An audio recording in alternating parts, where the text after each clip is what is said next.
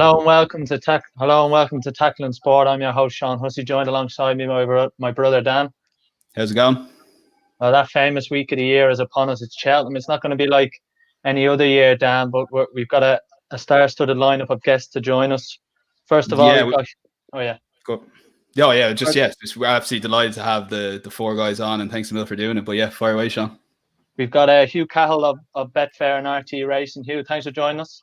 A pleasure, lads. Looking forward to it. Looking forward to getting stuck in, taking the piss out of Andrew there for a while. I've been building stories up. I'm living with an old schoolmate of Andrew's here, and I've been building stories up for the last couple of days about Andrew. So I'll just throw in a few here and there and see what happens. I've been dodging bullets all day.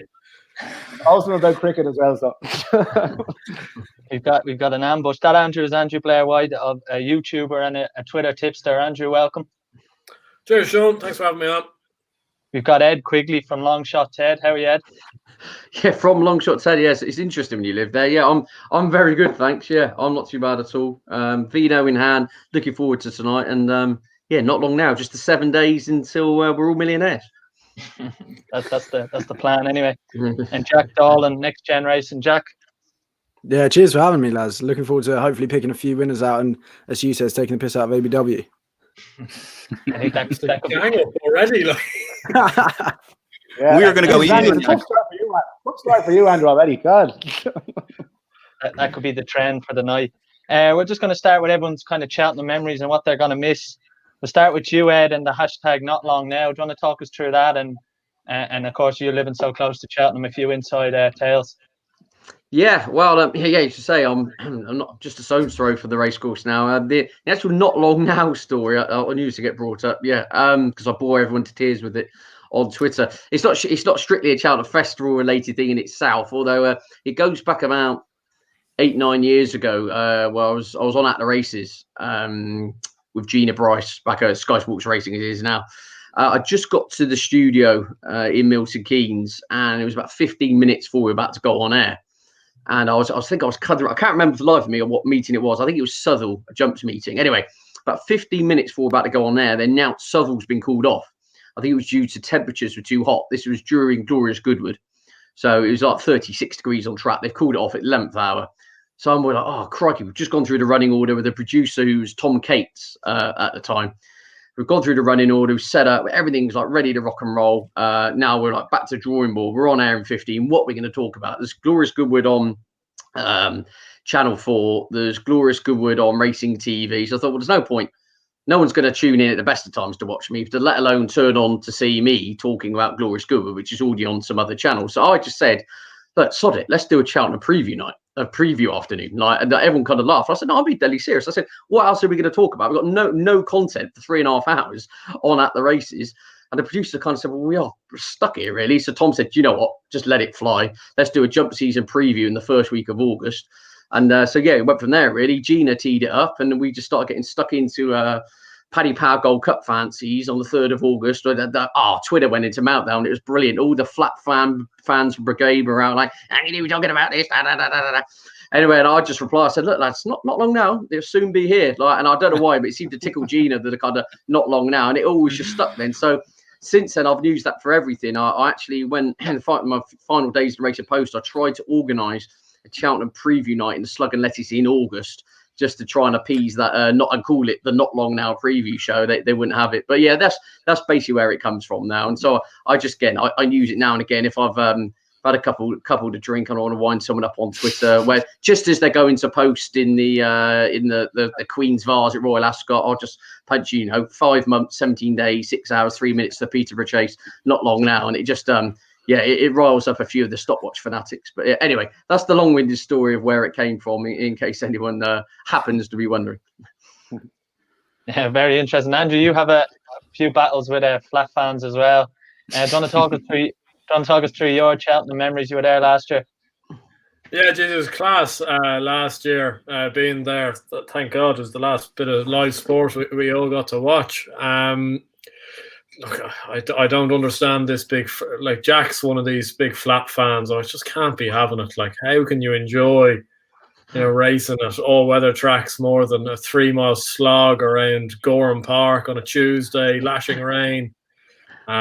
But look, probably my best recent memory was Album Photo 2 years ago. I backed him throughout the year. It's just one of those ones. Yeah, I had a notion about the horse, and then I was watching it in my attic. I won the race. I got very excited and opened the window and started shouting out the window, which there was some person passing by the road who looked at me and went, "Who the fuck is your man up there?" While I was running around doing headstands anyway. So he's had a special point in my life that the Album Photo fan club was born and bred then, and hasn't stopped ever since. So that's a sneaky preview for later. But yeah, no, it's at least we have it on this year. It gives us something to look forward to. I certainly have been banging on about it for the last 5 months every day. So it's about bloody time it's come around. But I'm looking forward to it, and hopefully it delivers on what we hope. Yeah, we'll definitely get into Album Photo later. Jack, what's your big Cheltenham memories? Is there anything you're going to miss from not being there?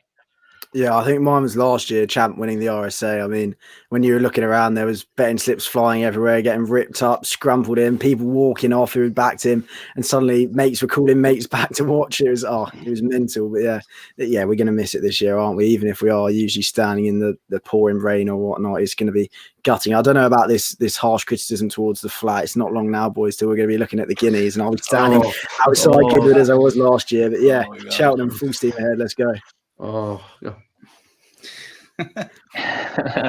Mixed reception to that. Hugh, look at your big Cheltenham memories and again what you're going to miss. Yeah, I guess memory wise it'd have to be Cahill Star in 2007. I was there to watch him win his first Gold Cup, and I just a bit like Album as well with Andy. Just I'd followed him all season long, and I'd been backing him kind of bits and bobs here and there. I didn't have a huge amount on him then, but just I really loved the horse as well from when I first saw him run. So to watch him, and I was standing at the final fence as he jumped it, and it was absolutely brilliant as a memory. From a punting point of view, the previous year in the bumper on the Wednesday, I was in the Betfair tent with a couple of mates of mine, and we hadn't, and I'm not messing, we had not had so much as a place all day, like not a single sniff of any money coming back in. We're obviously well into the jar at this stage, and we come to the bumper, and I'd watched this horse run. I think I'd only seen her once before, maybe in Nace, whatever, 3 months previously. A horse called Harry Molly, and she was up on the board at 33-1. And I said, "Look, lads, I'm going to back Harry Molly. I'm just going to put 50 quid on Harry Molly, 33-1, and that's it. That's my money gone for the day. It's probably gone for the rest of the week if she doesn't win."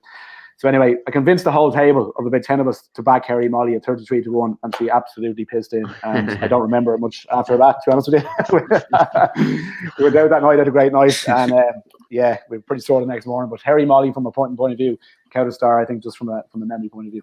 Were you dancing with a Harry Molly that night?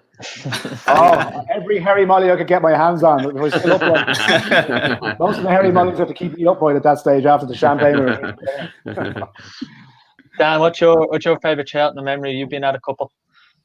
Yeah, I don't know really where to start. I guess the 2015 day one was big for me because I was going over UCD. It's my first time over in Cheltenham. I've only gone into it for a couple of years. So when I was 18, so like about 3 years at this stage, and went over, and it was the Annie Powerfall. So everyone was talking about before are we going to back all 4 horses, and I went with Duvan, I went with Undersow. It was all going well, and basically, I kind of withdrew a lot of money out of my account, and I'd had 3 horses back for the ultimate handicap chase. So I said, I have €15 left in my account. I've got to put on just a stupid TriCast. So I put on a €1 TriCast, or I typed it in, and then I had €9 left. So I said, I'll put in the 250 combination TriCast. Now, at the time, I have to kind of like tell listeners that I wasn't like, obviously I would never do as bad as stupid as that now in the ultimate handicap chase to get a combination TriCast. And yeah, essentially the Druid's Nephew won. I think it was Grand Gesture was second, and Gallant Oscar pipped on the line. And I kind of said to my mates, I know we have the winner here in the Druid's Nephew, but I think that TriCast I might win like a couple of hundred. And I'm standing at the queue betting on the champion hurdle, stupidly going against Faheen and about to back jet ski, and I'm there like, I'm checking my account and I've won €5,000 off that €15 bet. So I'm like, Cheltenham this is like unbelievable. So I was kind of like in the queue going like, you know, €20 win jet ski, €20 win out jet ski, €20 win jet ski. I got up to the counter. I was like, well, fuck it, like €50 win jet ski. Why not? Like, so obviously I kind of reined it in after that. I stupidly sent the slips to my dad, and he had a heart attack. He thought I was carrying around 5,000 cash around Cheltenham because he kind of didn't get the concept. I know he's watching at the moment, but yeah, and since then, and people always said to me, obviously that's like the perfect first day. Has it got better? I nearly enjoyed the bad days more because it's almost like you're all walking out together having lost your bollocks, and it's in a weird way, lads, isn't it? It's just a kind of group way. Nice pain, yeah. I know what you mean. Exactly, yeah. I don't know how to describe it, but it's just a magical place, and I've been back for the last 5, and it's just unbelievable. We're going to miss it this year, but we'll do our best, and hopefully we'll have a bit of crack here now with the preview some races. Like, yeah, exactly, and hopefully we win a few bob off the charity bets we're going to get off the lads later. We're going to go to the first race we're going to cover, the Supreme Novices Hurdle. We might start with you, Ed, as the local man. What are you fancying in the Supreme Novice? I'm very much in the camp of Ballymore for this, very strongly. I think Appreciate It's done nothing wrong. He's a very good horse. Obviously, he's a Grade 1 winner. His CV kind of speaks for himself. But as I keep stressing, it's not rained here in 12 days. There's a maximum of 20 millimetres forecast the rest of this week. And then the whole of the festival is due to be dry. Look, the softest of the ground will be on the opening day. But nonetheless, this is going to be substantially quicker than anything they've been racing on this season. And I really think Ballymore is a horse with turbo. Appreciate It is your, as Willie Mullins says, he thought there was a chance that horse could have even ended up in the Albert Bartlett at the start of the season. I think he's a horse who surprised him. He's a stare. He's bred to be a staying chaser. He's been grinding it out over 2 miles. But my feeling is he is susceptible with something with a turn of foot when other horses do get their conditions. Now, look, Ballymore was beaten 12 lengths at Christmas. He's narrowed the gap to 4 and sprawled the last hurdle last time out. On soft to heavy ground. I'll be very interested on good to soft, how well he goes. The better insight than me would be the insight of Jamie Codd, who rode Ballymore on both his bumper starts, where on his debut on heavy ground, he was turned over at 1 to 4.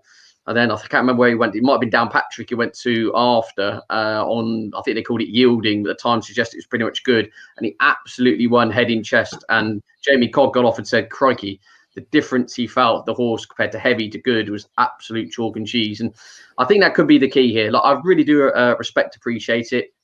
Metier are really not for me at the prices. I think he won a very poor Tolworth in bad ground.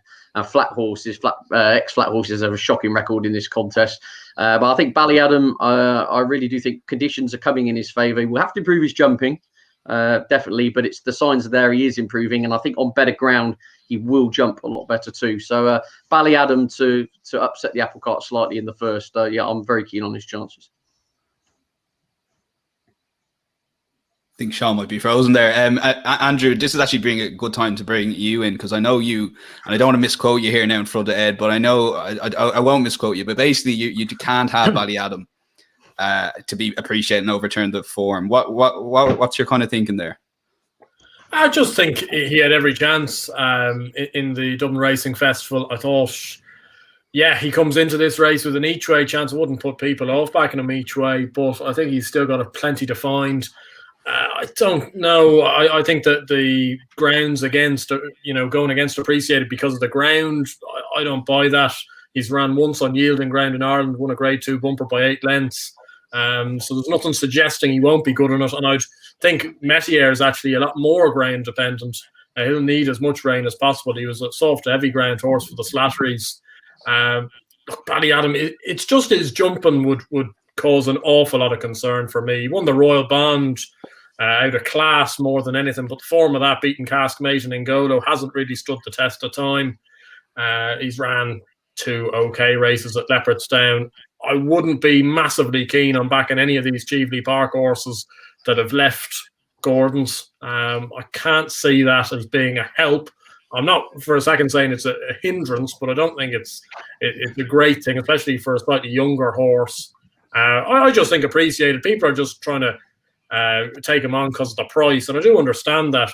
I personally can't believe he's not 5 to 1, given the amount of people that I've seen try to take him on. Like every man and dog seems to want to lay him, but I think I wouldn't back him right now. I'd back him on the day. I think a lot of bookies will try and maybe get him beat, maybe boost him to 2 to 1, 9 to 4. I think that's that's a fair enough price, and maybe take a prod at Blue Lord each way to run well. I thought he was given out plenty to do the last day in the Chanel Farmer race, and he might get a little bit closer to Ballymore. And if he does that, he'd have good place possibilities. do you want to just come in there just on that point? Would you be concerned about the Cheveley Park thing and moving from Gordon Elliott's yard so close to the festival? Not the fact it's so close. If this was 2 months ago, I would be worried because it would give the horses a time to get into a new routine, totally new way of working. It's like Ruby Walsh is saying, he says, if you were going to the Melbourne Cup, you would have left 3 weeks ago anyway. So to me, it's that close to the festival and they're bringing the same feed, I believe, and the same hay. It's just a different room, if you see what I'm saying. I don't think it's going to make a great deal of difference going forward, settle into new routines. You know, Paul Nicholls alluded to it, didn't he? He said he picked up a lot of the Willie Mullins horses like Stormy Island. He said she was just totally all over the place for the first couple of months. He got over a totally different way of working compared to Willie. You know, each trainer has their own idiosyncrasy. So I'm not worried in that point of view. Just a final point on the Supreme. We hear it every year, including on preview nights I've been on. 18 runner field, huge gallop. It's absolute nonsense. I've gone through this race. I've got it buy or sell at 7 runners, this field. I cannot see it being double figures. There was talk on the preview night the other night, Blue Law was going to go for the county hurdle. Sounds like Ruby, I believe. I haven't actually seen it in person, but the comments were, sounds like he will go for the Supreme from what I gather he said last night. But either way, this race is cutting up to a very, very small field, 6 or 7 runners. So perhaps if you do fancy something at a big price, which you think will line up, even the Blue Lord angle, I mean, yeah, what's he now? 16, 18 to 1 now.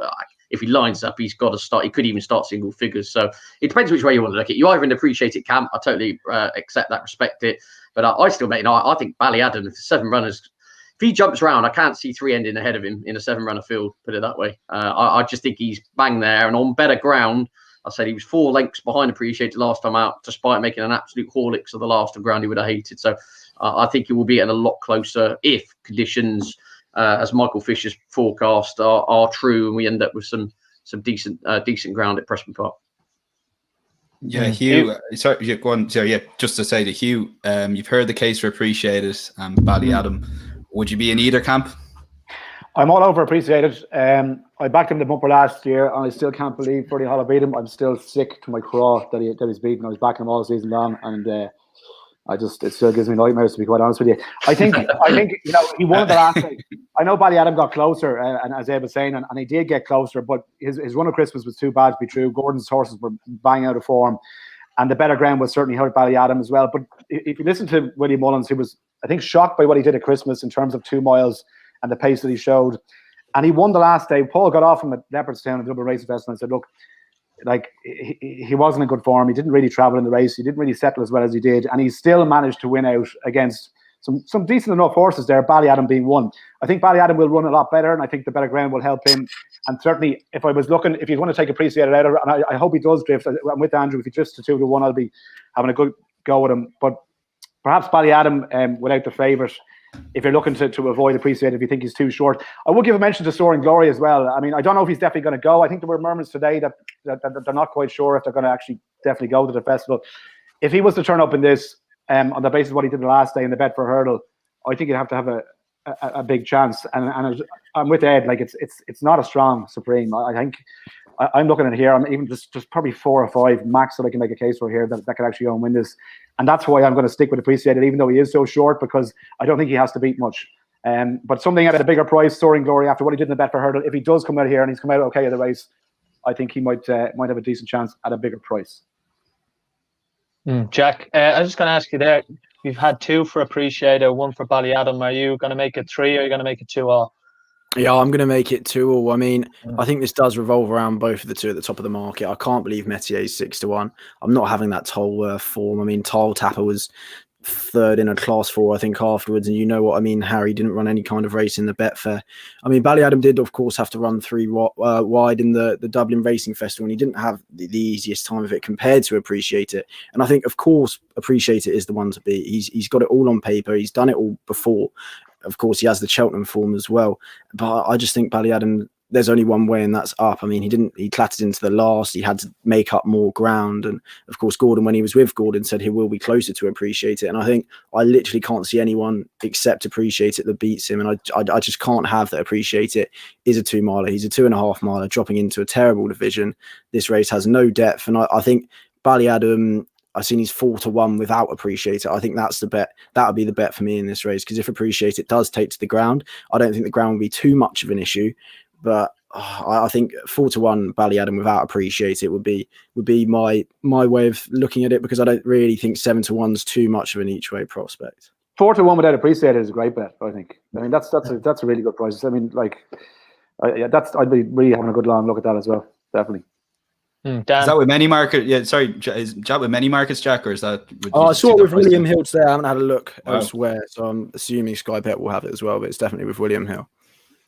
Yeah, just to kind of echo what the lads say, I think we're kind of half of the consensus. Like, I do think Appreciate It's the most likely winner. But that mistake Ballyadam made at the last, and listen to the couple of cases for him, you can't really argue that at the moment. If anyone's looking for a bet, that's 7-1 each way. If we're going to get a 7 or 8 runner field, and even if it's wrong slightly, we're max going to get 10 runners. That would be my kind of where I'm looking at the moment, because 7-1, you're getting your each way bet on the 3 places, and that mistake at the last, and the more I watched that race, because if you asked me a month ago, I'd have said there's no way he's going to overturn the form. And while that may not be the case, you take into account what Jamie Codd said about good to soft ground, and there's no guarantee Appreciate It will come on for that good ground where there is for Ballyadam. So you're looking at, all he needs to do is make up 3 lengths on a completely different course. So asking me for the moment, Ballyadam is the bet for me. But look, on the day, I'll probably steam into Appreciate It with a lot of accas as well, like everyone else, especially if he gets the 2-1. I just can't resist a Willie Mullins favourite in Supreme. I can't not back it. I think I'm one of those people, like, if Ballyadam won and I backed Appreciate It, I'd be okay. But if I backed Ballyadam and Appreciate It won, I don't know, I think it would hit me for 6, to be honest with you. So I'm kind of torn. But if you ask me for the moment, Ballyadam each way is actually going to be my selection here. So and moving on from that, the last year's winner of the Supreme Novices was Shishkin. He's the favourite for the Arkle. I'll go to you, Andrew. Do you think at 10-11 that there's any real point in backing it? No, I've kind of tried to steer away from having to make the decision between the top 2 in the market this year. I think they're both very good horses. If you were to pin me down, I'd probably back Shishkin on this slightly better ground than Energumene. But the one I'm quietly confident, the more the ground dries, is Captain Guinness each way in this. I still think he's too big at 16-1. Sometimes these races just fall a little bit flat, and especially in a 2-mile novice chase, things can happen, especially with All Mankind in the race, because he's going to inject a lot of pace and potentially a lot of drama into it. Captain Guinness, I think he would have finished second again at the Dublin Racing Festival if he didn't trip up 2 out. I think he's got a fair chance of finishing in the 3 here, and if something does happen to the 2 at the top of the market, he's probably the most likely to be sweeping up the goods. So I think at 16-1, it's just too big a price. Ed, who do you fancy in this? Shishkin.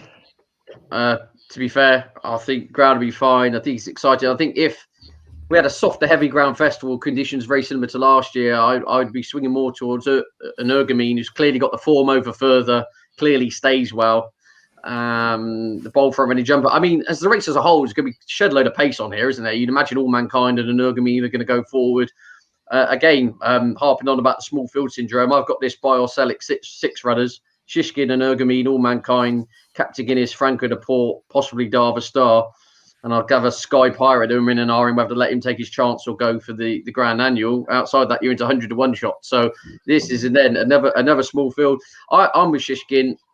I mean, he won the Supreme last year, despite nearly getting brought down, despite the ground being an absolute bog. Showed real class and guts. He's jumping, got in close to a couple, and looked very clever in the way in which he got out of trouble on a couple of occasions. He's got in close to fences this year. Other than that, has looked wonderful, and I think he'll just jump this lot ragged. I agree with the point about Captain Guinness, and I actually think the tactics will be interesting here, because they've almost tried to really serve it up to Energumene on more than one occasion, and he's come a cropper. I think better ground's definitely in his favour. He was actually, to his credit, on bad ground, he was tanking in the Supreme last year at the time of his departure. I wouldn't be too surprised if in the similar kind of mould to Franco de Port, they just ride him a bit more with strength, and perhaps not say pick up the pieces, but kind of try and pounce late one long run, rather than, there's going to be so much gas on here, isn't there? I mean, all Mankind and Energumene, there is a danger they could beat each other up at the head of affairs. So, I'd never back anything at Cheltenham. I'd never really back anything these days, less than 10-1. But to be honest with you, I think Shish going to win. I think there is a danger Energumene and All Mankind could both blow out from a pace duel. And I think Captain Guinness could be the bit of the closer. So a tentative forecast would be Shishkin to beat Captain Guinness. But I just think it's going to be a small but select field, but it should be absolutely fantastic as a spectacle, shouldn't it, really, to have those kind of three big guns all lining up. Just fingers crossed they all make it, because could be set for an absolute cracker. Jack, would you agree there? And maybe with All Mankind, could he pose a threat? I don't think so. I think, as Ed alluded to there, he's gonna blow himself out. I don't think Energumene will be set up too close to the pace of All Mankind. I think they'll be quite happy just to sit in behind. I don't think they'll want to blow out when they look at how All Mankind goes off to the first. I mean, the pace that they go off to the first is going to be absolutely insane, isn't it?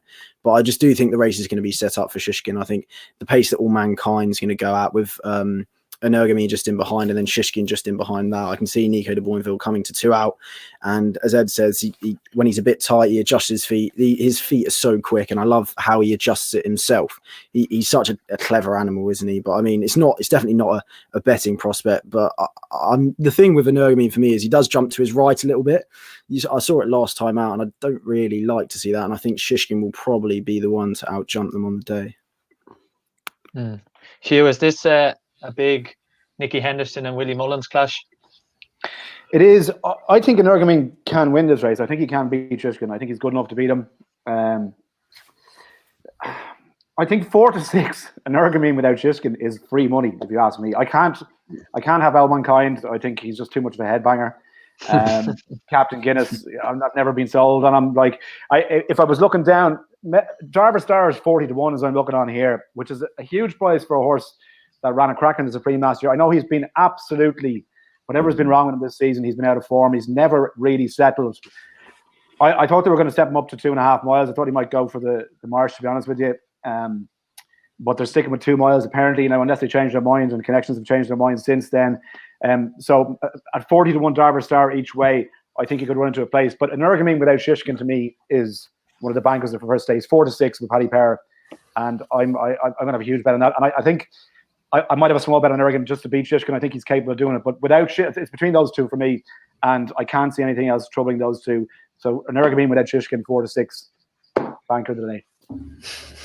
There you go. You Famous last words. You might need a Harry Molly on the Wednesday to get me out of trouble if that doesn't win. Yeah. Could be a long week. Dan, would you agree? Yeah, it's a very interesting race.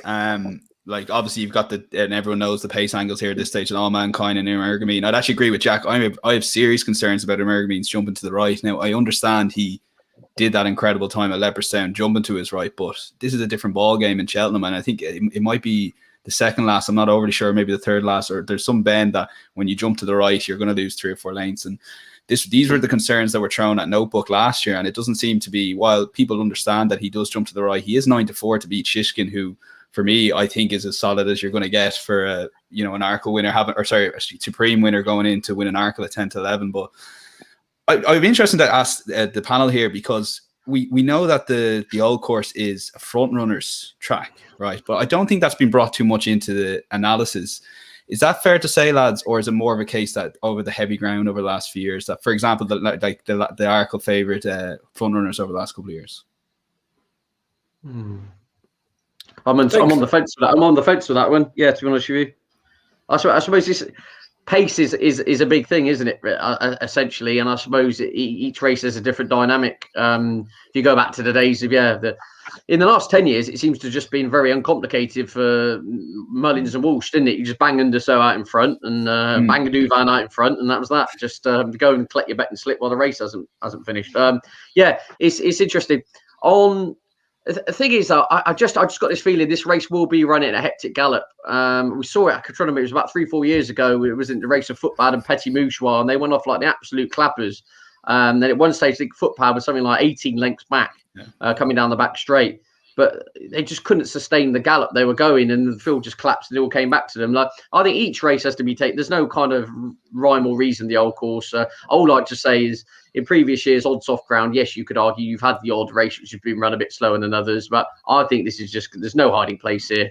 If you touch a twig over this 2 miles, you're in big trouble. And I think if you run it at searing gallop, I think the race will be set up for a couple of those to close. I totally respected him. I mean, he's been fantastic, wasn't he? I mean, his time was comparable with Shaq and Poursois in Ireland last time out. I just think on this better ground, Shishkin's such a strong traveller. He's been there and done it. He's got the Cheltenham form already in the book. And yeah, I think it's just going to be a small field, but it's going to be high on quality. And I get really cheesed off all these doomsdayers who go on about, oh, why have we not got 16 runner fields in National Hunt? Well, what do you want? Do you want the field chock full of 800 to 1 shots just to make up the runners? Like it's going to be a small, select, very high class field, and should be a wonderful advertisement for National Hunt racing. And Ergamean's first time at Cheltenham, Andrew, is that a worry? I suppose so. Just in terms of that horses have done well coming from the Supreme into the Arkle. I wouldn't perhaps share the same concerns as some would there. Even with his jumping, I think his jumping's electric. It's his jumping that's the reason he's at 2 miles rather than 2.5 miles. He's been absolutely superb. I suppose the only question is whether he can jump as well as that on better ground. But I see there being no reason to suggest why he can't. But I don't know. In regards to your thing about the pace angle, it's all about how horses jump. Like, Put the Kettle On just got into a good rhythm last year, and to be honest, horses were jumping like fridges in behind. Like brewing up a storm, I thought would have won the race if he could jump. Like, but he couldn't jump, and Moira Banry fell as well. Cashback didn't jump well. Notebook didn't jump well. Like, at Cheltenham, you've seen it happens in some of the big handicaps as well. Like, if you can get out in front and start getting into a real good rhythm, sometimes horses just kind of get themselves beat in behind by making mistakes. So it's all about jumping. The problem with All Mankind is that he's not a foot perfect jumper himself. So he's likely to do himself a bit of damage rather than something else. Yeah, it was just the kind of angle I was thinking, because I hadn't heard it being discussed much. And if it is a kind of front runners track, then All Mankind could potentially, I think everyone's kind of going around the same lines that just because there's 2 front runners, they may burn themselves up. But in saying all that, I do actually think that will probably happen, and Shishkin will come to the 4. And I do think Franco Deport's not a bad bet at 20 to 1 each way, because he made an awful mistake down the back, or just as they passed the finish line, maybe the second fence there. He made an awful mistake and nearly came to a stop, and he did well to actually finish second to an Ergamine. So I do think he could be the potential each way play to, and I think that might be the way to go in this race. And while I love Shishkin, and he'd probably beat a couple of my Akas, I do think that if you back someone each way, you can just sit back and almost watch the race unfold, because you know exactly what's going to happen here. So, but for me, yeah, Franco Deport each way is my final selection there. I'll get everyone else's final selection. Go with you, Jack. Your final selection. It'll be a no bet race for me, but I'll have to go with Shishkin. Ed? Exactly the same. If you haven't had a bet already, I wouldn't bother. We'll leave Hugh to get stuck into his hairy Molly 4 to 6 regime. That'll be. I'll cheer it on for him. Andrew? Yeah, I'll have a go at Captain Guinness each, right? And Hugh? An Ergamine without Shishkin. There you go. Yeah, just on that point, Hugh, because I you get an awful time on the Betfair podcast for backing odds on. I get an awful time. Is this true? It's in every aspect of my life, Dan. To be honest with you, it's not just well, here's your chance to defend yourself. I know.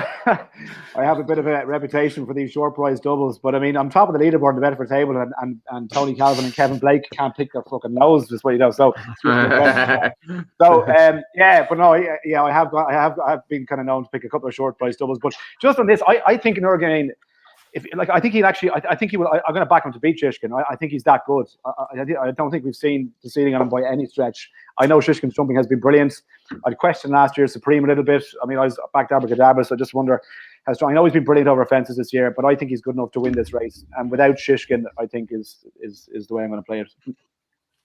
Yeah, we're going to go to the champion hurdle now. An epitaph last year, winning it. It was a brilliant year for Barry Geraghty. I'll go to you first, Jack. Who do you fancy in the champion hurdle? I am going to be in the Goshen camp, unfortunately, for some people to hear. I mean, the way he won that Kingwell was just electric for me. And I mean, he's had so many problems. He's had heart problems. He doesn't jump well, whatever. But I just think, considering he's done all that, he did beat the international hurdle winner by 22 lengths. And I know a lot of people were saying that the time wasn't that great because he was 5 seconds ahead of the novice on the same day. But of course, the Irish champion hurdle, which Honeysuckle won, was 2 seconds quicker than the Ladbrokes hurdle. So Sharjah wouldn't have even been placed in it.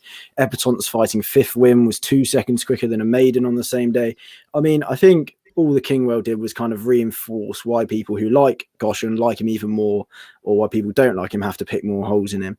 And I know he's giving Honeysuckle £7, and I think that's an almighty task. But I think when Not So Sleepy goes off at the pace that he does, and Goshen's just in behind, I think it's going to be a completely different test of Honeysuckle's jumping to what she's faced so far. I know she's completely been perfect so far, but I just think this is a completely different kettle of fish. I know I'll probably be ending up with egg in my face when she wins by 5-10 lengths, but I'm going to stick with Goshen here. Andrew, Honeysuckle is sort of an Irish hero. Do you think the Champion Hurdle is a step too far with the field, or are you fancying it? The biggest obstacle Honeysuckle has to overcome is that my money's on her, and my money's never been on her before. I've always tried to get her beat and failed to do so 10 times in a row, and now I've finally swung around to her. I just thought she was electric in the Irish Champion Hurdle. She just jumped a lot slicker than she did the previous year. She put a decent enough field to bed. She stays well. I think she'll be able to get a decent lead. I'd just be concerned that they will go very, very hard in this. Not So Sleepy, Silver Streak, Aspire Tower, and all of them want to go very hard in front, and whether that's just going to set it up. I think the likes of Honeysuckle and Epatante will be in that second wave of horses, and I'd maybe back Honeysuckle just to be a slightly bigger stare. One that I just think is being slightly forgotten in the market, and he is a bit of a Marmite horse, but Sharjah, I just think the way the race is going to be run, it may just collapse. And I think it might suit one of these, the likes of a Sharjah or an Abacadabras to run into a place. I don't really like Abacadabras as a horse. So I've gone with Sharjah instead. As I say, they might go hard. It might just set it up for a closer, and he might run into the frame like he did last year. But I'll be on Honeysuckle, but I'd beware anyone that has backed Honeysuckle that I am also backing her, because these things usually have a funny way of going against me. Hugh, would you agree with Andrew on Sharjah, second Epatante last year? Yeah, he's a big price, and I think Abacadabras is a big price as well. I backed Abacadabras in the Supreme last year, and I thought he had it won, to be honest with you, but he hasn't run up to what he can do this season. I think the better ground is definitely going to help him. And coming back to Cheltenham, where he won a cracker last year as well, I think it's a big old price. Of the two, if Andrew's saying Sharjah, I'd be kind of leaning towards Abacadabras of those two. But I'm with Andrew completely. I think Honeysuckle's performance in the Irish Champion Hurdle, and I'm like Andrew, I haven't backed her ever. I've never backed her. And I was Epatante all season long until she got beaten by Silver Streak. And even at that, didn't fully put me off, because I thought she wasn't right there. And, I spoke to Barry Geraghty about it. He said, look, she just wasn't right, and she had some kind of a small creak on her back, whatever that. But we haven't seen her since then. And I just would be a little bit nervous that running, not to take anything away from Silver Streak, but that running was not anywhere near to her true form. Honeysuckle, she's unbeaten. She blew them away in the Irish Champion Hurdle. I don't think she's particularly ground dependent. I know that people say that the softer the better for Honeysuckle, and I can understand that, because she does stay further. But I think she can do it at anything. And just with the £7 allowance, I'm coming down with Andrew on this, and I've never backed her either. So Jesus, lads, God help Honeysuckle and make the black one go. Everyone needs to layer right now. One I would give mention to at a huge, but a bigger price is Aspire Tower, and I know he's like 5-year-olds, apart from Aspire Dallin, and I think before that catches. I think he's a kind of a forgotten horse as well. We haven't seen him in a while. He's 20-1, could run a big race here, and I'd be looking at him maybe small stake each way at 20s, but Honeysuckle for me is the most likely winner. I'm surprised that Hugh's not going for Honeysuckle without Goshen. Is that not tickling your fancy even? That's a low blow now, Hugh. And Goshen at 10-1 on Jack. Yeah. Jack, I'm just going to ask you about Nicky Henderson's form in the race, and he's won this on 8 occasions, the Champion Hurdle. Do you see him making it 9? I just think Epatante got beaten fair and square, and I think she will probably be the party ruiner if she was to win it, because for me it's between Honeysuckle and Goshen. Because nothing went right, did it? Nothing went right in that Christmas hurdle. I mean, she didn't jump very well. She didn't find much off the bridle, and I couldn't personally back her after that. And I know Nicky Henderson usually goes well when he gives him a break from Christmas. He's had a good record Cheltenham in general with that. But I just think Epatant's not something that I'm definitely going to be getting stuck into. It was, as you said, all season until then. And I mean, James de Burley is an intriguing candidate as well. I mean, he's still sticking in there about 16 to 1. And I don't know if he's definitely going to go. I mean, of course, he's going to be a nice chaser, but of course, he came over from France. But I just find him a pretty intriguing candidate. I think he's 20 to 1. He is there. I think he's a bit of an intriguing one outside who I'll definitely be keeping an eye on away from the front lot. Ed, you've heard the lads' take. What's your take on the champion hurdle? It's a funny old race, this, because for various reasons you can pretty much pick holes in all of them. I think the percentage play probably is Honeysuckle. Clearly, she's never lost a blimmin' horse race, for goodness sake. She's getting the £7. She's a previous Cheltenham Festival winner. However, again, I'm harping on the time she dropped back to 2 on the quickest ground she faced. I mean, she scraped home by 3/4 of a length to Petit Mouchoir in the Irish Champion Hurdle. She didn't look quite as happy. And if we do get quicker ground on the old course in a race where there's, again, a load of pace on, last year on pretty much heavy ground, she looked comfortable over 2.5. It just poses a different set of circumstances to what she's used to. Not to say she probably can't, but again, it's just another question. Epatant is a funny one. I mean, let's not forget, we have very short memories here. She absolutely wiped the floor with the opposition in this race last year. I mean, she cantered into the race, push button, bang, went up the hill. Two ways of looking at it. You're either getting 7 to 2 about a mare who absolutely hacked up last year, or when you look at the facts on the race course this year, you're getting 7 to 2 about a mare who hasn't been seen for 3 months, has had physio for kissing spine and got absolutely smashed at Kempton last time out. I suppose part of the price at 7 to 2 is you put in the fact, the trust in the fact that the trainers trained 62 Cheltenham Festival winners, and you have the faith in Henderson getting her back to best for the big day. Goshen, look, the ground was pretty soft. I'd give him a chance, but I just wonder whether he can live with these. I mean, his run at Wincanton, I mean, he absolutely bolted up, didn't he? And it was just great to see him back. I think that is the kind of key mantra from the kind of racing story. We all know the kind of the more story with it as well. However, I mean, if you take that form literally, he's run to a mark in the mid-170s, which puts him in Istabrack kind of category. Song for someone clearly underperformed. He ran a very good race. The truth is, I think Goshen's form is somewhere probably in the middle of that. Nonetheless, it's great to see him back. He seems to be in fine fettle, but I just... A lot of his best form has come on very deep ground, and I just would take last time out to run with a pinch of salt at the price. Look, I know if you're on it, I'm looking from price perspective. If you're on it 20 to 1, you're laughing. He's now 4 to 1 to beat the reigning champion hurdle winner, an unbeaten mare, multiple Grade 1 winners. There's Grade 1 winners all over the place. I just think he's up against it. So long and short of it, I think the horse in here who's an insulting price is Abracadabra's at 12 to 1. He gets given all sorts of names of criticism. He's a 2-time Grade 1 winner. He did everything but beat Shishkin in this last year. I mean, to get within a nose of Shishkin's looking like pretty decent form now, it has to be said. I think the race will be run to suit. I think he'll be ridden quietly. I think the drying ground will definitely suit him. He's been to Cheltenham twice. As I say, he's been beating the nose in the Supreme. He ran really well in the bumper. I think he actually touched odds on in the bumper the time he finished 4th. I suppose the question mark, 2 question marks about him you've got are arguably, has he quite kicked on and gone up a level from, as you would expect from last season? That's still open to debate. I suppose you could argue he hasn't really had a race run to suit or on his ground yet this season. And secondly, what will he really find when coming off the bridle? Well, in truth, I think he found plenty enough last year. It was just on ground that wouldn't have been necessarily in his favour. They pulled a long way clear of Chantry House. Was it about 10 lengths or so? And I just think this would be set up perfectly. I'm shocked he's still double figures, to be honest with you. I'd have him in here around 6 to 1 shot. I generally think he'll jump round. This will be a slightly bigger field. He's a strong traveller. He's got Cheltenham form, and I'm disappointed if he's out 3 personally. I think out the front 3, at least one's going to just totally bomb.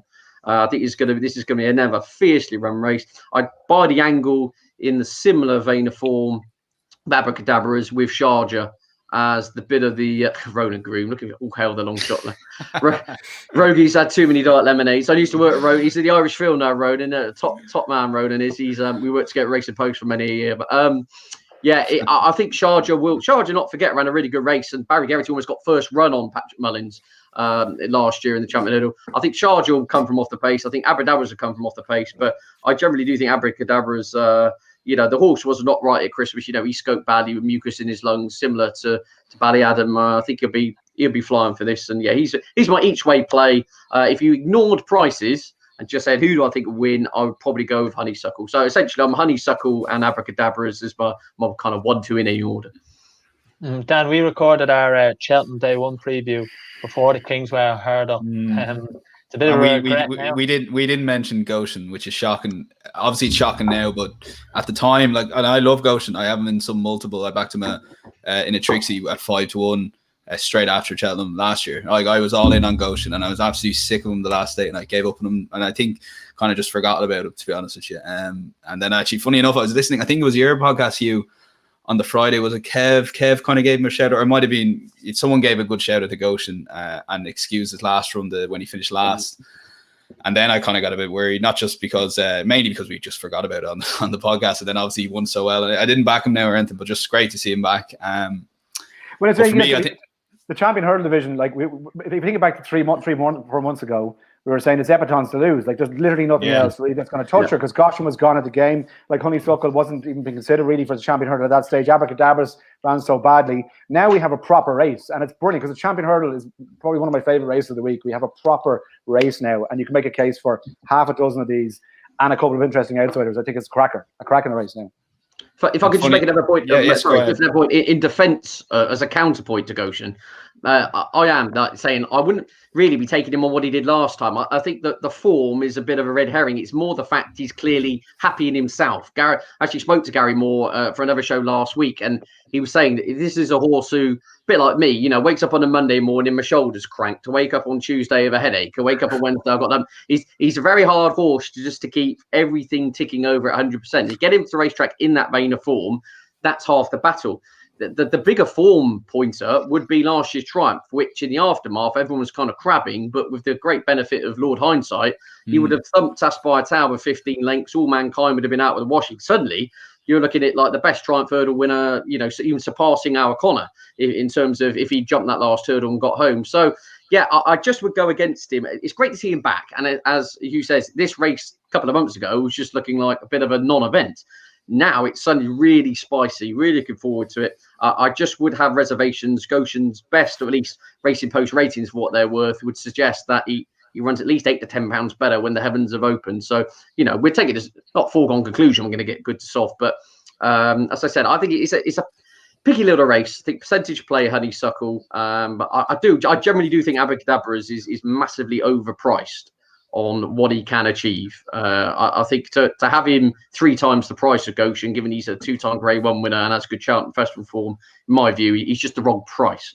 But I just love the Chapter. It was my favourite race of the year, so I'll shut up. Otherwise, I'll still be here at midnight. No, brilliant. Just on Hugh's point, I actually saw an old tweet. I was searching for a bit of research, and someone had tipped up Epatante straight after she lost the Christmas hurdle, but she was like, I think maybe 7-4 or 2. It was a shocking price, and I remember I just scrolled past it going, it can always be worse, lads. You might have just tipped that, and it was a well-known tipster. I won't name him, but just on your point, Ed, the Goshen, you're actually just giving me reminders. Anytime someone brings up that Triumph, I'm literally standing in line with the last fence. I haven't him backed, and he posted 25-1 after he won at Fontwell.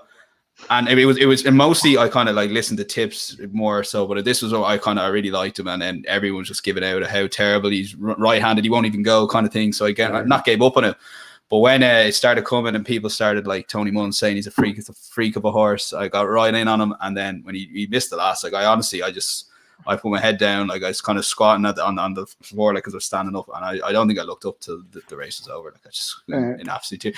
But more so for Jamie Moore, I just can't get over how terrible a situation that is, and it would be some story, Jesus lads, if he won it this year, like, you know what I mean. But for me in this race, to go back to it and not to keep it too long, it's Honeysuckle. I've gone completely against myself there, but I really liked, and I think she was almost underappreciated with her win against Benny Dadu, because she got that inside rail. And while I understand that, you know, potentially that could have been race defining moment, I still think she'd have stayed up the hill ahead of Benny Dadu. I only watched the race there last night to be sure myself. Like she just seemed like she was always, if any horse came to her, she was going to keep going. And I so long as she's in touch on that bend, if she's in touch on that bend, she's going to win the race. I'm no doubts about it. She's going to stay.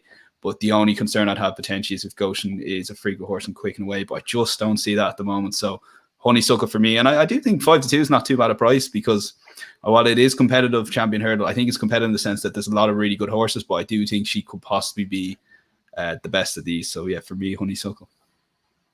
So just go around, get your final selections quickly. Starting with you, Hugh. Honeysuckle. Ed. Abracadabras each way. Jack. Goshen for me. And Andrew. Yeah, Honeysuckle with Sharjah. It'd be some story, wouldn't it, if Goshen came back to win. Next race we're going to quickly look at is the Mayor's Hurdle. Any fancies for this, Andrew? Yeah, I think the favourite's going to be hard to beat. I don't like Roxana around Cheltenham. I don't think it's her track. I know she's won a Mayor's Hurdle, but I don't think she suits flatter tracks. A couple of these have had dodgy enough preps. I've backed Black Tears each way for the race. I'd probably be looking at her in the without market as well on the day. I think she's got a very good chance of running a very good race. She's got good festival form. And I don't know, I'm just not quite sold on Concertista, so therefore I probably won't be going in at those odds. I actually would really have liked to have seen Concertista in the Champion Hurdle. I think she's a better Andrew, what price did you make Concertista if she ran in the Champion Hurdle? Like, she'd be short enough, wouldn't she? Like, she'd be. I'd say she's.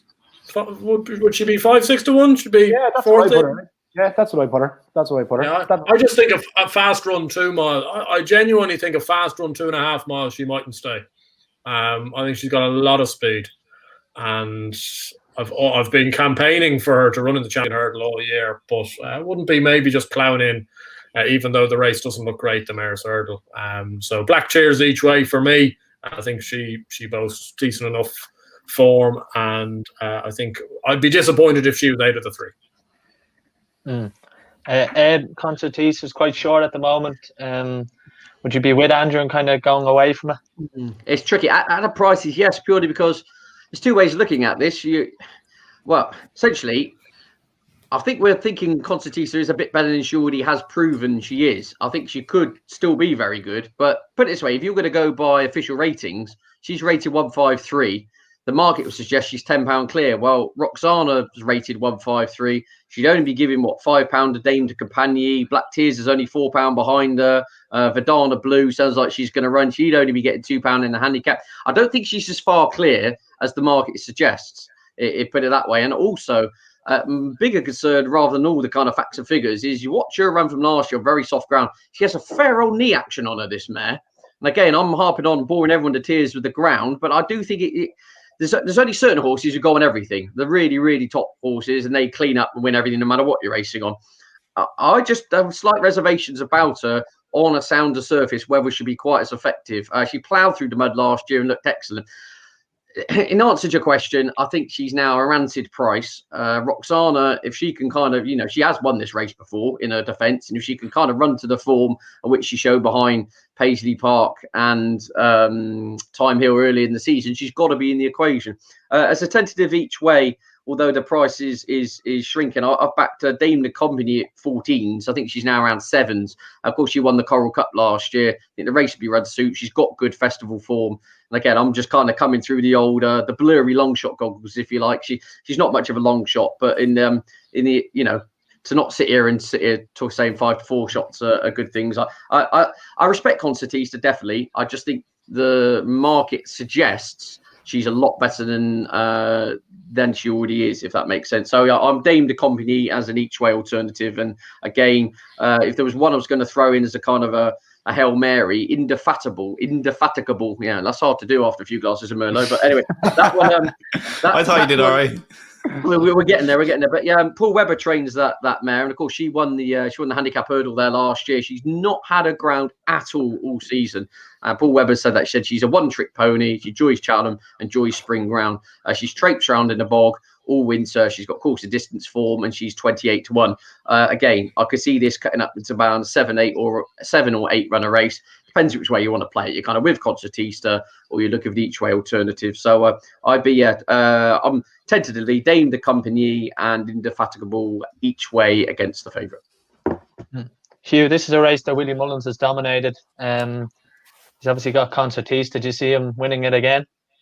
I would back Concertista if she was running the champion hurdle, but I completely agree with Ed. I think she's too short, and Andrew, like, she's 5-4, and she could be a brilliant mare, and in this race she could be head and shoulders above the rest. I like Roxana as well, but I can't have her at 5-4. I'm going to take a bit of a wild swing here at a 50-1 shot. No way. Yes. No way. This doesn't help your reputation, Hugh. It doesn't. I know. I've Better 4-6 shots than Harry Money. No, we will find out. I'm on my third bottle of gin here, so maybe that's where my opinion. I think I'm going to back my sister Sarah each way here, and just the case for her is that her best form has always been on good ground, good to soft, which she's likely to get at the festival if things hold up the way they are.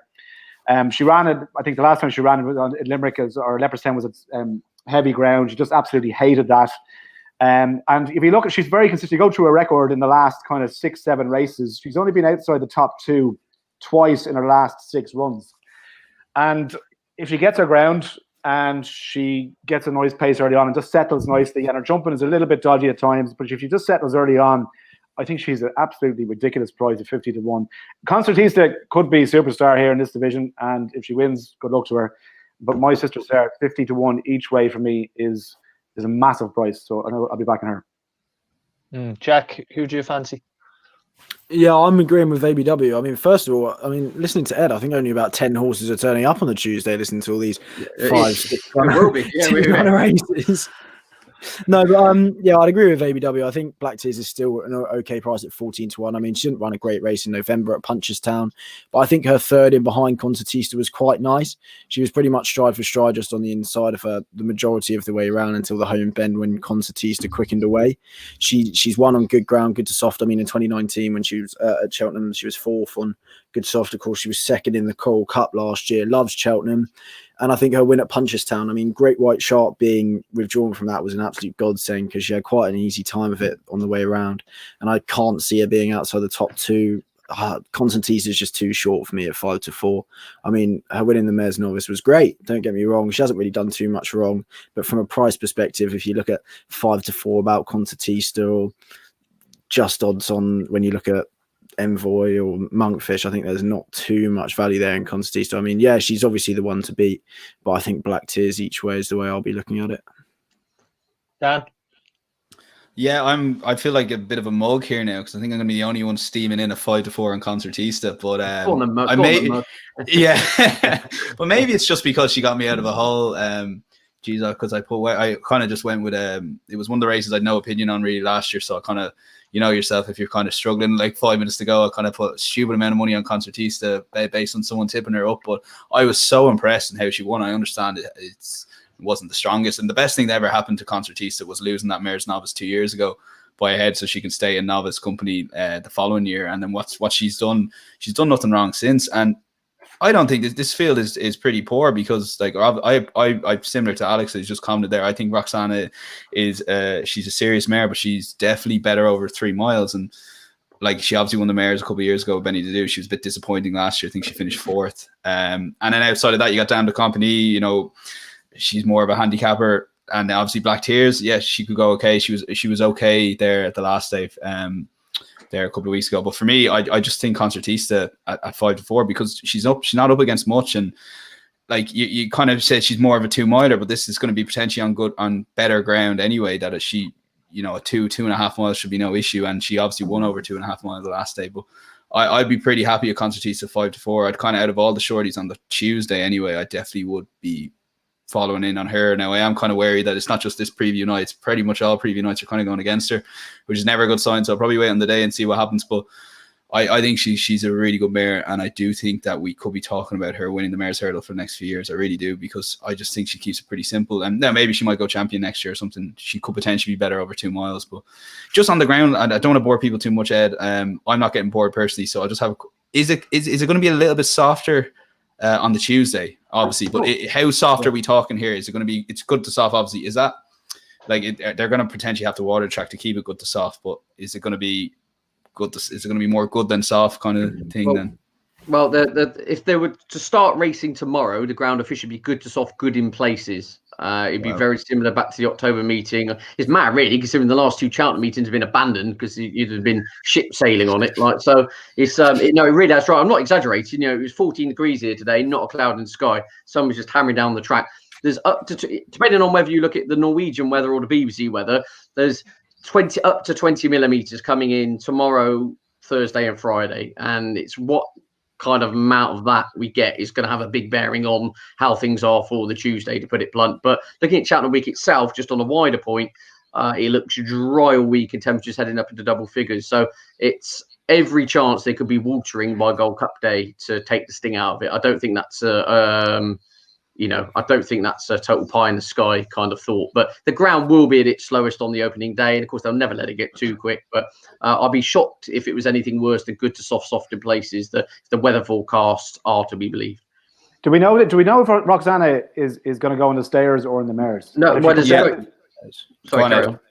Well, I should say the quote I saw with Dad Skelton said he basically wants to get to the track and walk it to find out what's going on, because he is concerned if the ground did go too quick, they would go for the stairs hurdle, and obviously she'd get the mare's allowance. So I think it's going to be a bit of a late call with them, and it touches on the points that everyone else on the panel has been making. That again with the small field syndrome, but again she comes out. I mean, she's that's 24% of the market or whatever, who's gone again, and the race cuts up him even more, and Concertista goes odds.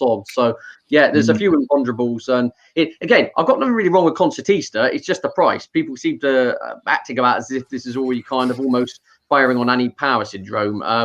I think she's a very good mare. I'd just be slightly worried on the ground, and just there's every chance here she goes off 4-6 if Roxana doesn't run. Yeah. I just don't get excited about horses at those prices. Well, if she goes off 4-6, I'm all over. So we'll see what happens. She's not about 11 to 10. But I'm just going to steal Andy Postking's comment. Concertista for me there, Sean. Just a question before you go to final selections. Hugh, is there potential that my sister Sarah could go Carl Cup? There is. And to be honest with you, I don't think it should be 50 to 1 on the day. So you're kind of, it's not a 1-0 bet in all bookmakers at the moment. So you're taking a free stab at 50 to 1. I just think if you take Roxana with that and she goes for the stairs, and Honeysuckle's not going to run here. I can see the case for Black Tears. After her win the last day, Verdana Blue, I can't have it. She just, for whatever reason, has been wrong with her this season. Great White Shark, I don't think she's going to run on this. I think she'll probably go up to one of the handicaps. So, my sister Sarah at 50 to 1 now, not 1-0 bet. Each way, if you're getting 4 places or whatever, with 50 odds, you're getting 10 to 1 third place. I think is a good bet. So, that's the case for her. I'll go around asking for everyone's selections. I'll start with you, Jack. Your selection. Black Tears each way for me. Ed. Dame de Compagnie each way. Andrew. Same as Jack, Black Tears each way. And Hugh. My sister Sarah each way, unless Concertista hits 4-6, in which case it's Concertista. I'll get a quick word off everyone for the National Hunt Chase. Maybe starting with you, Andrew. Is this a race you look forward to? Not particularly, really. I've had a dreadful. It's a 3.6 miler. I have had a dreadful record in this race, and to be honest, my heart was broken when Discorama got beaten it 2 years ago. I was standing in the Cabingeely Paddy Power on my knees. Couldn't believe it. Everyone in the shop had backed Discorama as well, and the whole place just let out this massive. So yeah, no, and they got my fingers burned last year and carefully selected. So not good recent form. I'd be prepared to take on the 2 at the top here. Actually, I don't like Royal Pagaille in this. I don't like Galvin in this, and I really hope whoever's calling the shots now in Gordon's runs Oscaria 10. I think he's got a whopper chance in this. I'd give him much more of a chance in this than the Ultima. I think he might be a little bit inexperienced for the Ultima. The Irish have a dismal record in that race as well. If he runs, I'd be backing him. Also, just monitoring where Pencil Full of Lead runs, I'd give him a squeak somewhere. But maybe those 2 Gordon Elliott horses, if either of them turned up, I'd gladly take on the 2 at the top of the betting. I'll go to you, Jack. Same question. Do you enjoy this race? Yeah, I do. I mean, I'm all over Galvin here, if I'm being honest. I mean, seeing him drift to 9-2 because he's changed stables a week before the festival, I find that obscene. Especially as we're on about good to soft ground here. Royal Pagaille hasn't been seen on anything from soft to heavy. Anything but soft to heavy. I mean, I can't see him running here if it's good to soft. We know he needs that kind of testing ground. I don't even think he'll go to Cheltenham full stop because I don't think he'll have the greatest chance on good to soft, especially I know it'll be the first day, so it'll be the softest that it is. But I think 15-8 about Royal Pagaille. If you take him out of the market, then Galvin's even 6-4. I think 9-2. If you're that way inclined, you can even back it each way. I mean, the way he did it just before Christmas, he's got all of his running the right side of Christmas, which I like. And when Robbie Power asked him for a little bit up the Cheltenham Hill, he responded really nicely. And of course, even though he's not with Gordon's record in this is just impeccable. I mean, he's 4 out of 9, and all 4 that have crossed the line have won. The other 5, there was 3 fallers, 1 unseat, and Cottage Oak was pulled up at 66-1 back in 2012. I mean, it's quite hard to argue with Gordon Elliott's hand in this. And of course, he has changed to Ian Ferguson a week before the festival. I don't think that's too much of an issue, especially because I don't know what kind of work he has, but he's had all of his running the right side of the festival. I think 9-2 is a really nice price, especially given we're having good to soft. He had good ground before Christmas. He acts on good to soft, especially, and I think he's set up for this nicely at 9-2. Hugh, I'm just going to ask you on that with Galvin. When we did our preview, he was 7-2. He's now 4-1, 9-2 in places. Do you kind of agree with the bookmakers' tendency to move the odds based on obviously a lot of horses moving from Gordon and the difficulties they've had? No, I don't. Like I completely agree with what Ed said at the start of the program, what Jack just said there. Now it's too close to the festival to really have a material difference. And you know, if I was Gordon Elliott and if I was Henry de Bromhead taking some of the Chivy Park horses or wherever they've gone, I would get their handlers in from the yard to travel over with the horse and do whatever they can to make sure that the horse has the best chance. It's too short a time frame to make any material difference. They're pretty much going to be on the boat over the next whatever, if they haven't left already, some of them, whatever the routines are going to be. So no, I'm not having it at all. So I completely agree with the two lads. If you like the horse, this close out to the festival, it changes in scenarios. Unless the horse is a complete paranoid freak and can't handle, like, you know, literally a night or two in a different box, then I don't see how it's going to make any difference. For this race, quickly, if Next Destination runs here and not the RSA or what is it, the Browns Advisory. Now, if Next Destination runs in this, I'll back him. I hope he does run in it because obviously nothing would beat Monkfish. So I'd love to see Next Destination have a crack here, and 11-1. I mean, I've been so impressed by him this year. When you consider how long he was off the track, he ran that hurdle race at the start of the year.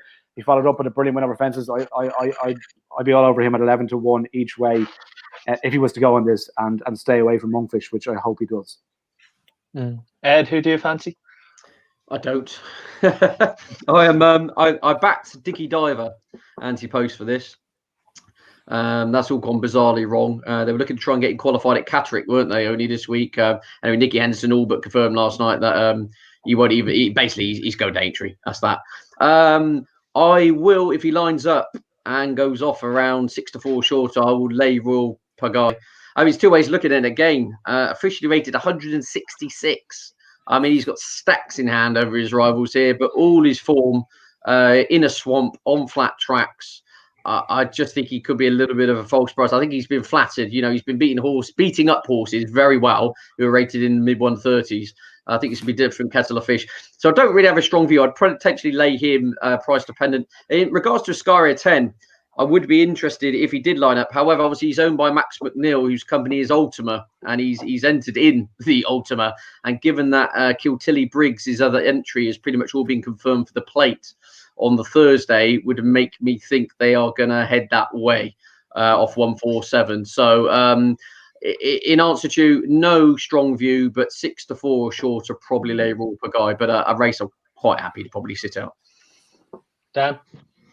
Yeah, no real strong opinion here. I would say that I kind of went through the exchange last night. So those horses listed are ones that are pretty much similar to the exchange price. So by the looks of the exchange, he's still kind of being looked at here for the National Unchase. That's Ascaria 10.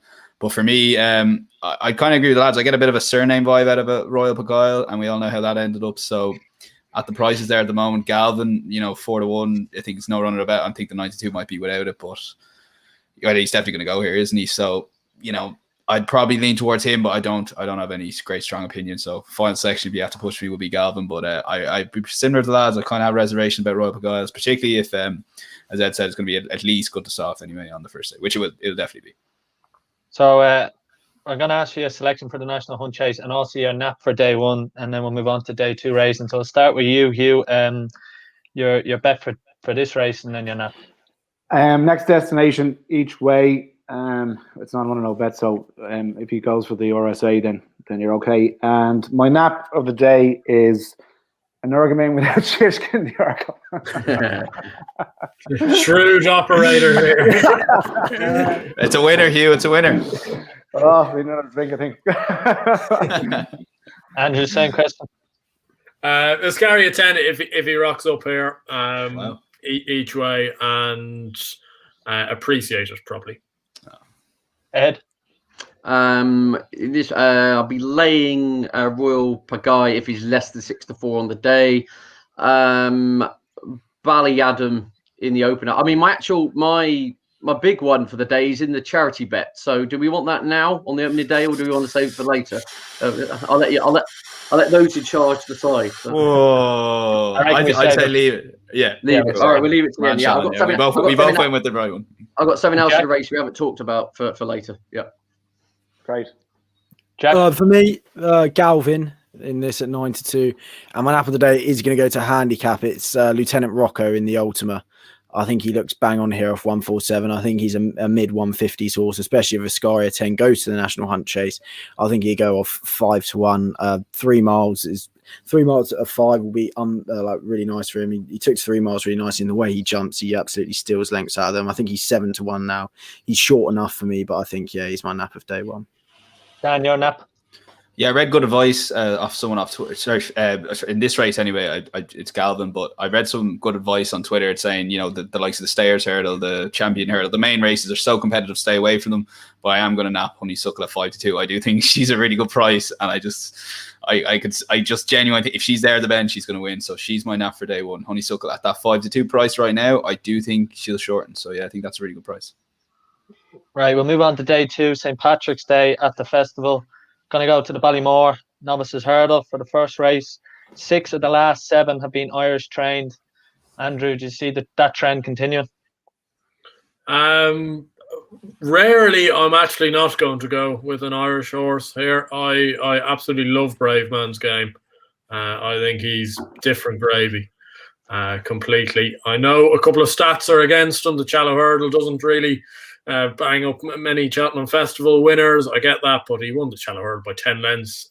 They really liked Stargate going into that race. He absolutely threw him aside.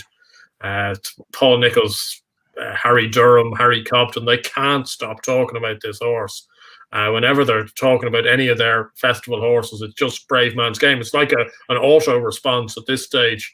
They seem to be so excited by it. Of the 2 Irish horses, I think Bob Ollinger's a better chance than Gallard Manil, but I just think the market's slightly forgetting Brave Man's Game, and I think you can still get 4-1 in a place, which I think is big.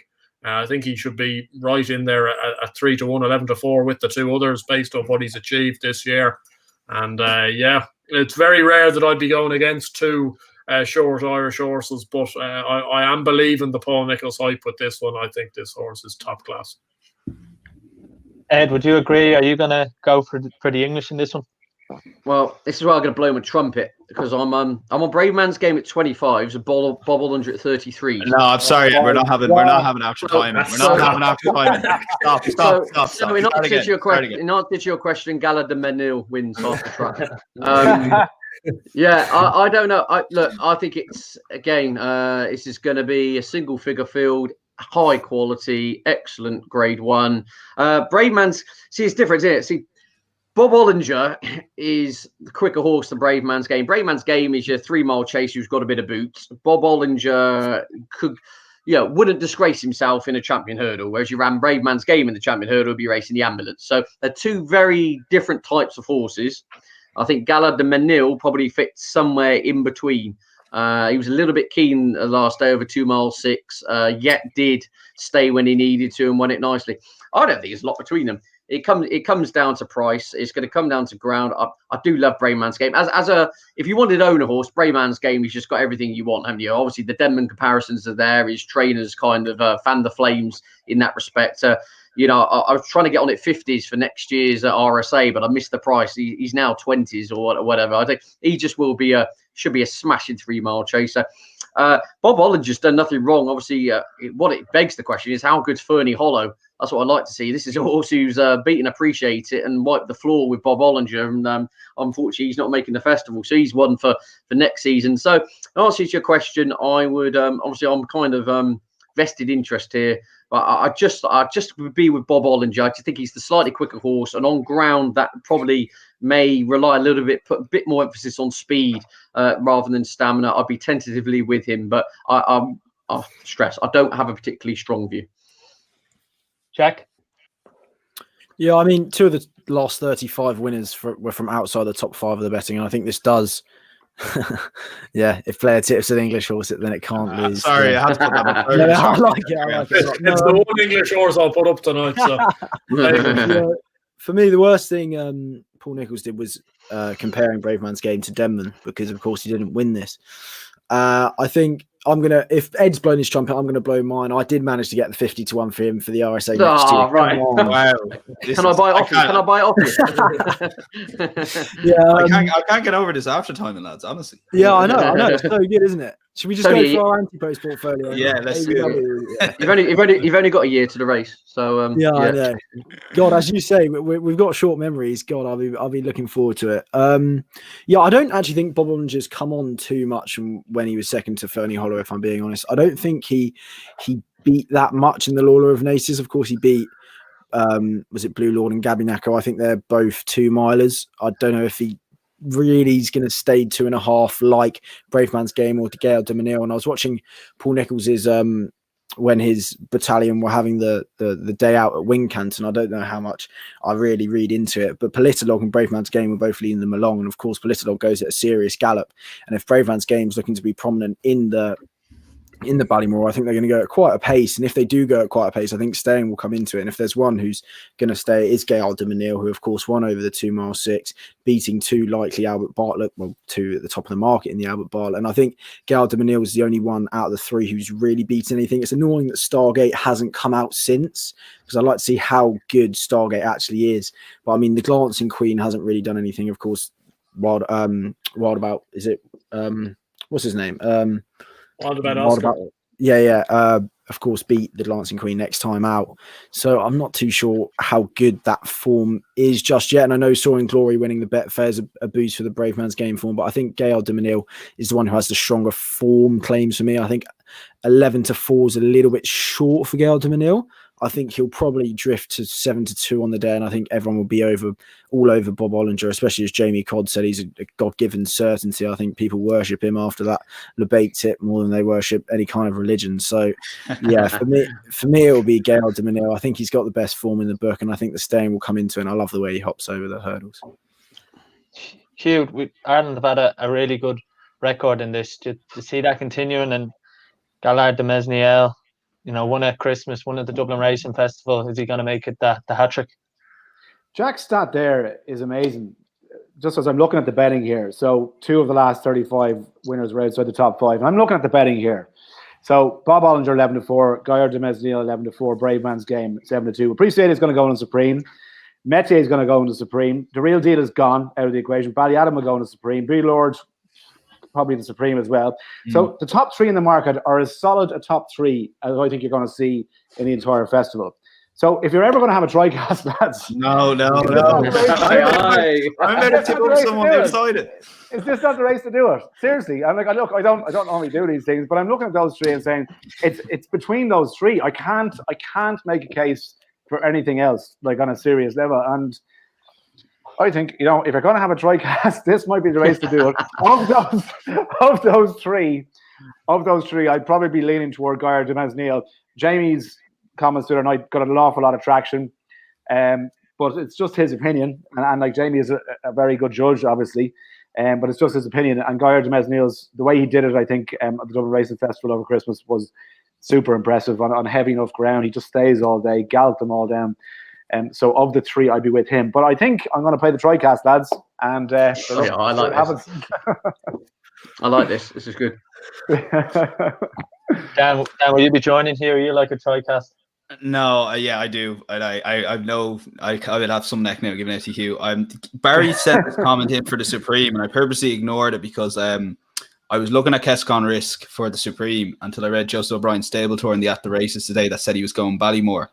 Sorry, when I say he's going Ballymore, you know yourself when you're kind of leaning towards Ballymore, it sounds like a 60-40. Really, it's a 90-10. So straight away, I was like, I'm going to get on Kescon Risk pretty much after this preview, and I've just gone on odds checker, and there's a sea of blue on Kescon Risk, so I've actually had an absolute mare there, but I'm going to sort that out at the interval and find somewhere that has 25-1 still. He ran behind Appreciate. I think he was fourth at Christmas, and Joseph O'Brien's were running awful. He was actually declared for the Dublin Racing Festival, but was pulled out. The ground. So I do think on better ground. Like I have nightmares about 3-horse races because of what happened to Champion Earl a couple of years ago with Appleshade. You're going to have to remind me of the other two. I can't remember because there were no one here. But the whole point of that is sometimes we look too much in the three at the top of the market have shortened. They were all, I think, as good as 4-1 maybe 2 weeks ago. And maybe Gallagher de Meal was a little bit shorter, but now they're shortening. And I went on odds checker there yesterday. So their prices below are odds checker. And the bar 25-1, I couldn't find any horse under 25-1 to even bother considering until I heard about Kescon Risk. So if you want an each way bet, Kescon Risk for me, if you put a lot of faith in Joseph O'Brien, which I do personally in the spring. But it's because I've been flip-flopping between the top three. It's going to be a great race in saying all that. But I kind of like with these races when they're so competitive at the top of the market, just have a bet on a Kescon Risk and go against Hughes TriCast. And if Kescon Risk pits off Bob Ollinger into third to ruin Hughes' day, I'm happy out. So, but how brilliant would it be to start of those three swinging for home? And they're all right there. I mean, that would be just tears in the back of your neck stuff. Like that just could be one of the. And it's quite possible. I know I'm contradicting myself, but it's definitely possible that like those three are just so far clear of the field. And they are in ratings, But for me, Kescon Risk issue A just to go against the lads. That'd be a good start to St. Patrick's Day at the festival. I'll get your final selections for that. Start with you, Ed. I'd have no bet now if you hadn't had one. If you took all the prices away and asked if you'd win, I'd go Bob Ollinger.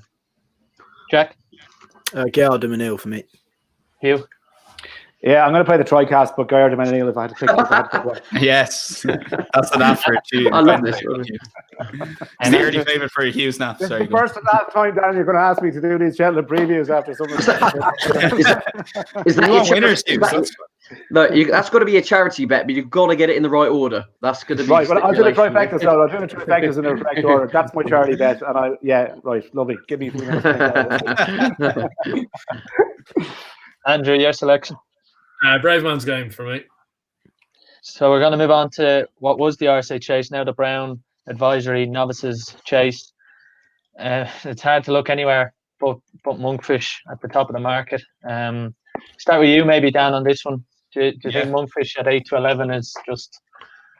Well, I was going to shout whoever you went to first there. I was going to shout move on. That you've kind of caught me off guard there coming to me. I just think Monkfish, and I'm going to ruin Ed's kind of opinion here, but I know Ed, he's kind of been looking like while he's I don't want to put words in your mouth, Ed, but you like Monkfish. You don't think he's that god certainty. I was all over latest exhibition. I mentioned the TriCast I had Goshen with. I also have Envoy Allen for the Marsh in that for the Champion. So that's looking really good until I decided to pick at about midnight on Gold Cup Friday in Cheltenham night, probably the last night out I've had since. I decided to pick latest exhibition for the RSA over Monkfish, which is a decision I'm regretting immensely. But I still thought at the Dublin Racing Festival I had a good few quid on latest exhibition. I did think he could potentially overturn the form, and I was just blown away by Monkfish. I was only watching it there last night just to kind of remind me how amazing he jumps. And while obviously the ground and stuff is going to be different in Cheltenham, it's a different course.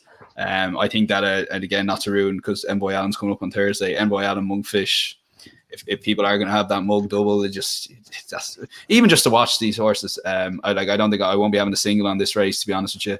I've had tried to get someone alternatively, like the big breakaway, you could make the arguments, probably the closest I got, but for me, and to give the floor to the lads, Monkfish, I wouldn't be steaming in at 8-11. I just cannot wait to watch this race, and I know that's not what people want to hear, but I just cannot wait to watch this horse jump whatever it is, top ahead 15-16 fences or whatever it is over 3 miles. I can't wait. Hugh, is Monkfish the real deal? How much you like? take the mortgage, take the kids, take the college funds, whatever you want. Put it on mortgage at age 11. It's the biggest certainty of the weekend. Absolutely. Just do it responsibly. Just do it responsibly always, but definitely put the mortgage on it. But do it responsibly. Put the mortgage on it. You've got to wait till he goes 4 to 6. That's what you got to wait. I mean, you can't. There's nobody in their right mind who can make a case for him getting beaten in this race. I haven't seen anything that will touch him. Even if Next Destination was running in it, if Latest Exhibition was running it, not a chance. I'm a big fan of Next Destinations. He won't get within 10 lengths of him. He's going to absolutely run them into the ground. It'll be over 3 out and have it to like 8 to 11, whatever. It's over. And Andrew, are you getting the mortgage prime? Probably, yeah. Look, he wins. The second best 3-1 Novice Chaser isn't running in Latest Exhibition, so I think he's well clear. So yeah, I think as Peter has just put there, Monkfish move on. I think that's fair enough. I think he just wins. Yeah. Jack. Yeah, he does just win, doesn't he? I mean, I do feel a bit sorry for Latest Exhibition, though. It is wrong place, wrong time. He should be a dual Grade 1 winner, 3-time Grade 1 winner, or whatever. But he's just it's kind of like a min Altior kind of thing, isn't it? I remember referring it to a Naif Road Stradivarius kind of flat thing without Stradivarius. Naif. ABW, I see you shaking your head, but I will mention the flat. That's a Cheltenham preview evening, and you're mentioning Naif Road. Remove Jack from stream here. I think I can. I think there's technical difficulties over there. Stradivarius would have a chance in the bumper in fairness if he was to go on, wouldn't he? Yeah, Monkfish is probably the good thing, whatever. I love Paul Townend, how he said all I had to do was sit there and steer him after the Double Race Festival. He literally just said he is a steering job. And that, for me, kind of says everything you know. I mean, it'll be interesting to see the Gold Cup next year. But yeah, as Peter's punt said just then, Monkfish move on. So I'll take that as read. That's all your final selections on it. Yeah. Ed had a shout, or you think Monkfish? I haven't had a shout. I think he's brilliant. I mean, the big questions are: what price? If we had a bookies rep on tonight, what price would Monkfish be in this year's Gold Cup? I'd love to know how you'd price him up. I mean, Conagry won a Gold Cup. Actually, Betfair put him up, just so Ed, sorry to interrupt you, they put him up about 3 weeks ago at 4-1. If he was running the Gold Cup, he'd be 4-1. So he'd be second favourite, basically. Yeah. The bigger question is, 2 in a race, how do you price up Envoy Allen versus Monkfish in next year's Cheltenham Gold Cup? That's the not long now, lads. So that's definitely the that's definitely the race to get involved with. No, I think Monkfish. I'm always the first person to try and take on odds-on favourites. Just looks a cut above, even allowing for the fact ground's going to be slightly more lively than he's used to. What a jumper. I mean, it reminded me in a similar way when he won last time at Leopardstown of the feeling I got from watching Vautour win the JLT or the Marsh as it was at the Cheltenham Festival a few years ago. I mean, he jumped like someone who should be doing it years. He absolutely annihilated the field. I'm a bit surprised on the side point. They are ducking this of Latest Exhibition. It is, after all, one horse. It's only something silly's got to happen.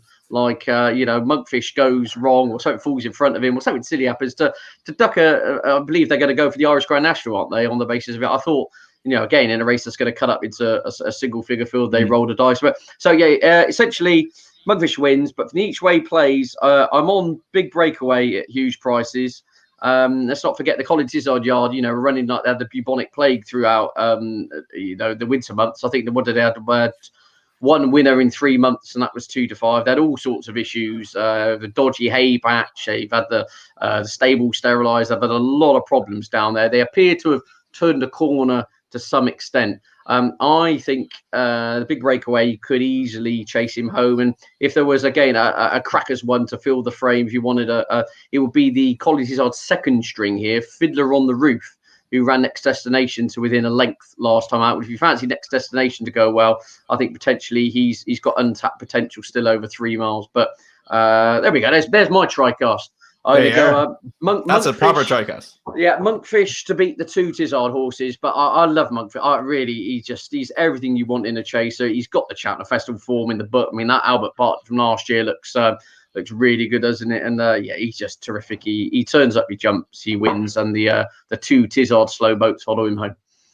Just before you come in, Sean, just anyone want to take that comment on Monkfish, because he was, more impressive over 2.5, and I can't remember if it was 2.5 or 2.6 over Leopard Sound that the comments made. And just a second comment before we go in with the Bartlett, like considering the Bartlett he won was slowly ran. Does anyone want to take that, or is that because if you're poking that kind of hole at an 8-11 shots, we're talking about. I think latest exhibition ran better at Christmas time than I think he was a little bit below par at the Dublin Racing Festival. So I still think that the run in the 3 mile race at Christmas time was the best novice chase we've seen this year. I agree. Yeah, no, fair enough. Also, I found it interesting how I heard Coral, I think it was that 51% of money had been put on Monkfish. I was wondering what 49% of people have been thinking looking at this race. Honestly, couldn't get my head around it. Myself and Andrew are, sorry to drop you in, and sorry, Hugh, we backed at latest exhibition, so we're part of the 49%. 49%, horrible. And like you look at Christmas one, just to finish on it, he didn't even break sweat, lads. He wasn't even breathing heavily after the race with 3 miles. So 3 miles is absolutely no problem whatsoever. I'm sure it's the kind of horse that when Ruby Walsh retired and looked at how Willie Mullins' yard is probably one that would get him out of retirement. But another horse that might have got him out of retirement. We'll move on to the Queen Mother Champion Chase, the feature of the second day at the festival. Andrew, you're a big Chacun Poursoir fan. If anyone who follows you on Twitter or Instagram has seen you celebrate the big Chacun Poursoir wins. Sorry, Sean, can you give us a Chacun Poursoir, Andrew, please? A proper, like the Foxrock Church kind of Chacun Poursoir. Yeah, I have to be like on my knees, few jars into me, to be honest. 3 a.m. Nobody around Foxrock car park, and then I start shouting, "Pump the legs, Shaq!" But no, I think he's different gravy. Look, there's a couple of naysayers out there that want to get him beaten this race. I don't know. I just can't see him getting beat. If this race was at Leopardstown, he's 4-6, 4-7, not near on even money. I think he's well clear of this field. Look, maybe put the kettle on, runs into a place, maybe, but. No, I think Chacun Poursoir, if he repeats his form around Cheltenham, which I see no reason to suggest why he won't, he's a super jumper of a fence. I think he'll get a lovely lead into the race, jump on at the last, and hopefully win impressively and break Mullins' hoodoo in this race. Ed, do you agree? Yeah, pretty much. I think Chacun Poursoir wins. He ticks 9 of the 10 boxes. The elusive one he hasn't ticked is he hasn't got the Cheltenham form.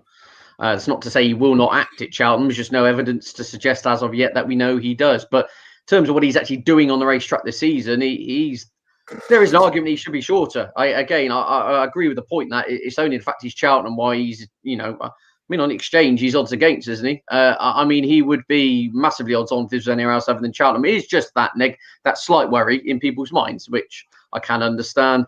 Altior's got to roll back the years. The 11-year-olds have absolutely abysmal record, haven't they? Moscow Flower apart. We have 2 Grade 1 winners since World War II at the Cheltenham Festival at the age of 11. So he's got to buck a lot of trends. I think he'll run well going out on his shield without winning on ground, which will suit. So I'm not going to go through every runner. In answer to your question, I think Chacun Poursoir wins. But from each way alternative, I think the sleeper in the market here, definitely, coming back to the boring ground angle, is Rouge Vif of Harry Whittington's. If you rewind the clock back to October, the ground was like Heathrow Airport runway. It was absolutely rattling. He ran in a handicap off 156, carrying a huge weight. Absolutely smashed the field to bits by about 8 lengths in a really quick time.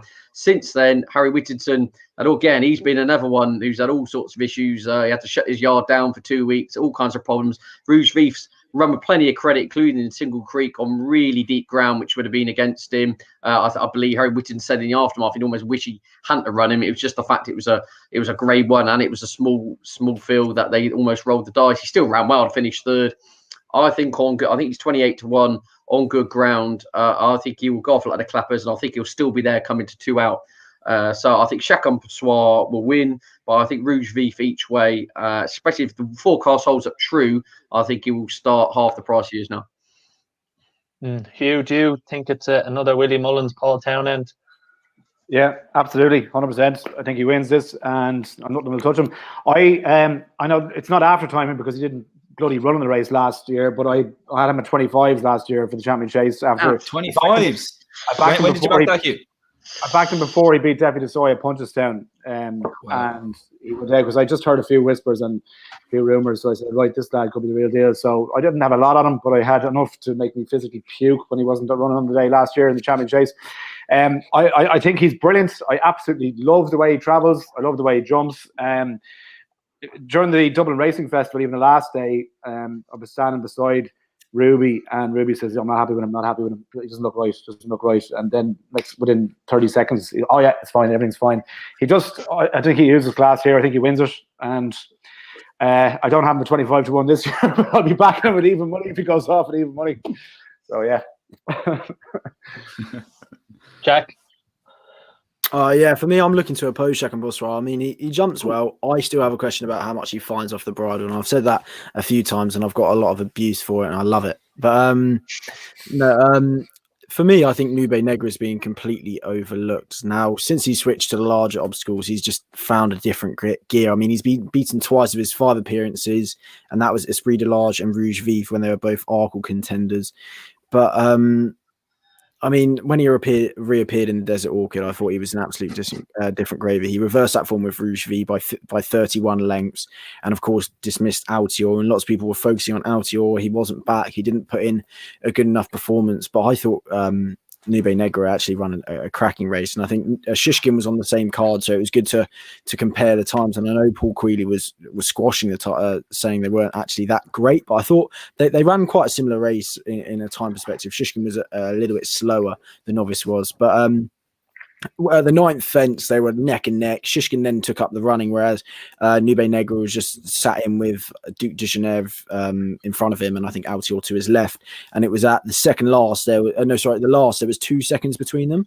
And 2 seconds, that's about 10 lengths, 12 lengths, depending on what kind of time you use. But at the line, there was just under 3 seconds. And of course, Nube Negra was eased down, and Shishkin was hardly off the bridle. So I think that the last fence was kind of where I took it from. And there was 2 seconds difference there. The last 10 years, the Arkle's been 1.7 seconds quicker than the Champion Chase. So, I mean, Nube Negra is 1.5 lengths off that. And I don't think that's too far off, especially if Shishkin's going to be a very good Arkle winner. I think Nube Negra has been a little bit overlooked. And at 8-1, I still think he's a good each-way alternative to Chacun. Dan, what's your take on it? Yeah, I'm sorry, Andrew. I know you're a massive Chacun Pour Soi, and I always feel a bit guilty watching your videos when you're massively on him and giving hate to the likes of myself. But I really like Put the Kettle on here. I think she's still about the 12-1 mark, and obviously Arkle winners have a great record in the Champion Chase. And I'm not saying it was an amazing Arkle last year, but she's won 3 out of 3 at Cheltenham, and you know the ground's gonna be a little bit better this year. I think that arguably plays into her favour because she's actually got proper good ground 3 times and has won each race. Now, these races weren't amazing, don't get me wrong, but there's enough there that at 12-1, I think she's probably as consistent as you're going to get in this Champion Chase. So she'll run her race to that level. Chacun Pour Soi probably beats that. You know, you might get an Altior. If Altior's back to form, he'll probably beat that as well. But at 12-1, I do think Put the Kettle on, she could potentially get second or third. And if Chacun Pour Soi doesn't take to Cheltenham, which we don't know, and that's not his fault either, so don't get me wrong, but for me, I think 12-1's a cracking each way bet on Put the Kettle on. She'd be one of my strong fans. Where do you think Paco de Derry is most likely to go? Is it this or the Ryanair? If Paco de Derry Ryanair. You think definitely? Because Joseph O'Brien at the races stable said, he said more than likely Ryanair. Okay. Yeah. Okay. All right. That's only came out. That only came out today as well. So yeah. Okay. Quickly on that, Put the Kettle on. 16 of the last 19 Arkle winners. I love a good stat. 16 of the last 19 Arkle winners have placed in the Champion Chase next year. So 12-1 could be a nice little price there. The Mayor's Allowance and the Cheltenham Festival. I mean, the Cheltenham form in the book, isn't it? She comes live. Sorry to butt in, gents, but Cheltenham ground update. It's now officially good to soft in places with a maximum of 15 millimeters of rain. So even less rain now forecast than originally. Wow. So we are looking at good to soft at worst for day one, and but odds on they will be watering by Gold Cup day. Sorry to interrupt there. So Stradivarius with the bumper then, Ed. All in. Absolutely, all in. Yeah. Naif Road, non-runner. I'll get your final selections before we move on to the bumper. Start with you, Andrew. Yeah, Chacun Pour Soi. Just one thing I'll say with Put the Kettle on, just the reason I've never been able to warm to her. I actually happened to be in Wexford the day she ran in her first maiden hurdle, and she got stuffed by 12 lengths by a horse called Mr. Blue Sky, Willie Mullins. Ended up being around a 130 horse. 2018. in 2018. I was there that day, and since then I've just had it in my head. She surely cannot win a championship. Oh, you do hold a grudge. You do hold a grudge. Yeah, it sounds like it, Andrew. 10 lengths at Wexford. Just to say, she does have good Wexford form. She did win a novice race there in just and over 2.5 miles, so she'll stay. But anyway, yeah, but Chacun Boursois will chew her, and game over. Chacun move on. Hugh, what do you think? Your selection? Certainly, Chacun Boursois, 100%. Ed?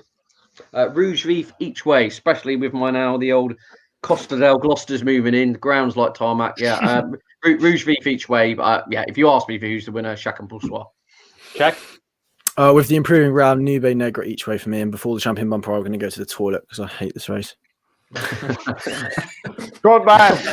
I might be following. That's a clever move. Put the kettle on for me, Sean, as well each way. 12-1. Good bet. Moving on to the bumper. Hugh, you were working at the Dublin Racing Festival when Patrick Mullins just stepped on Kilcrut. What like that kind of side angle of Patrick Mullins just galloping by? Is that where you're going for the champion bumper?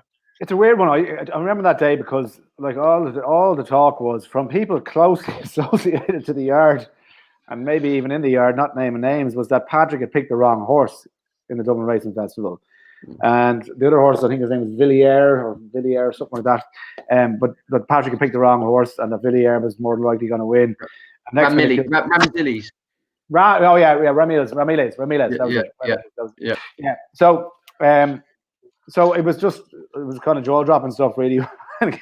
Just it's phenomenal. See, to pass them out like they were on an escalator going backwards. I don't know quite what to make of that race, and what I know this has been analysed to death. Like, was Kilgrove that good, or did the other horses just die in the ground? Like, you have to give him the benefit of the doubt and say, look, that was a good performance, and he beat some really good horses. It was a strong bumper.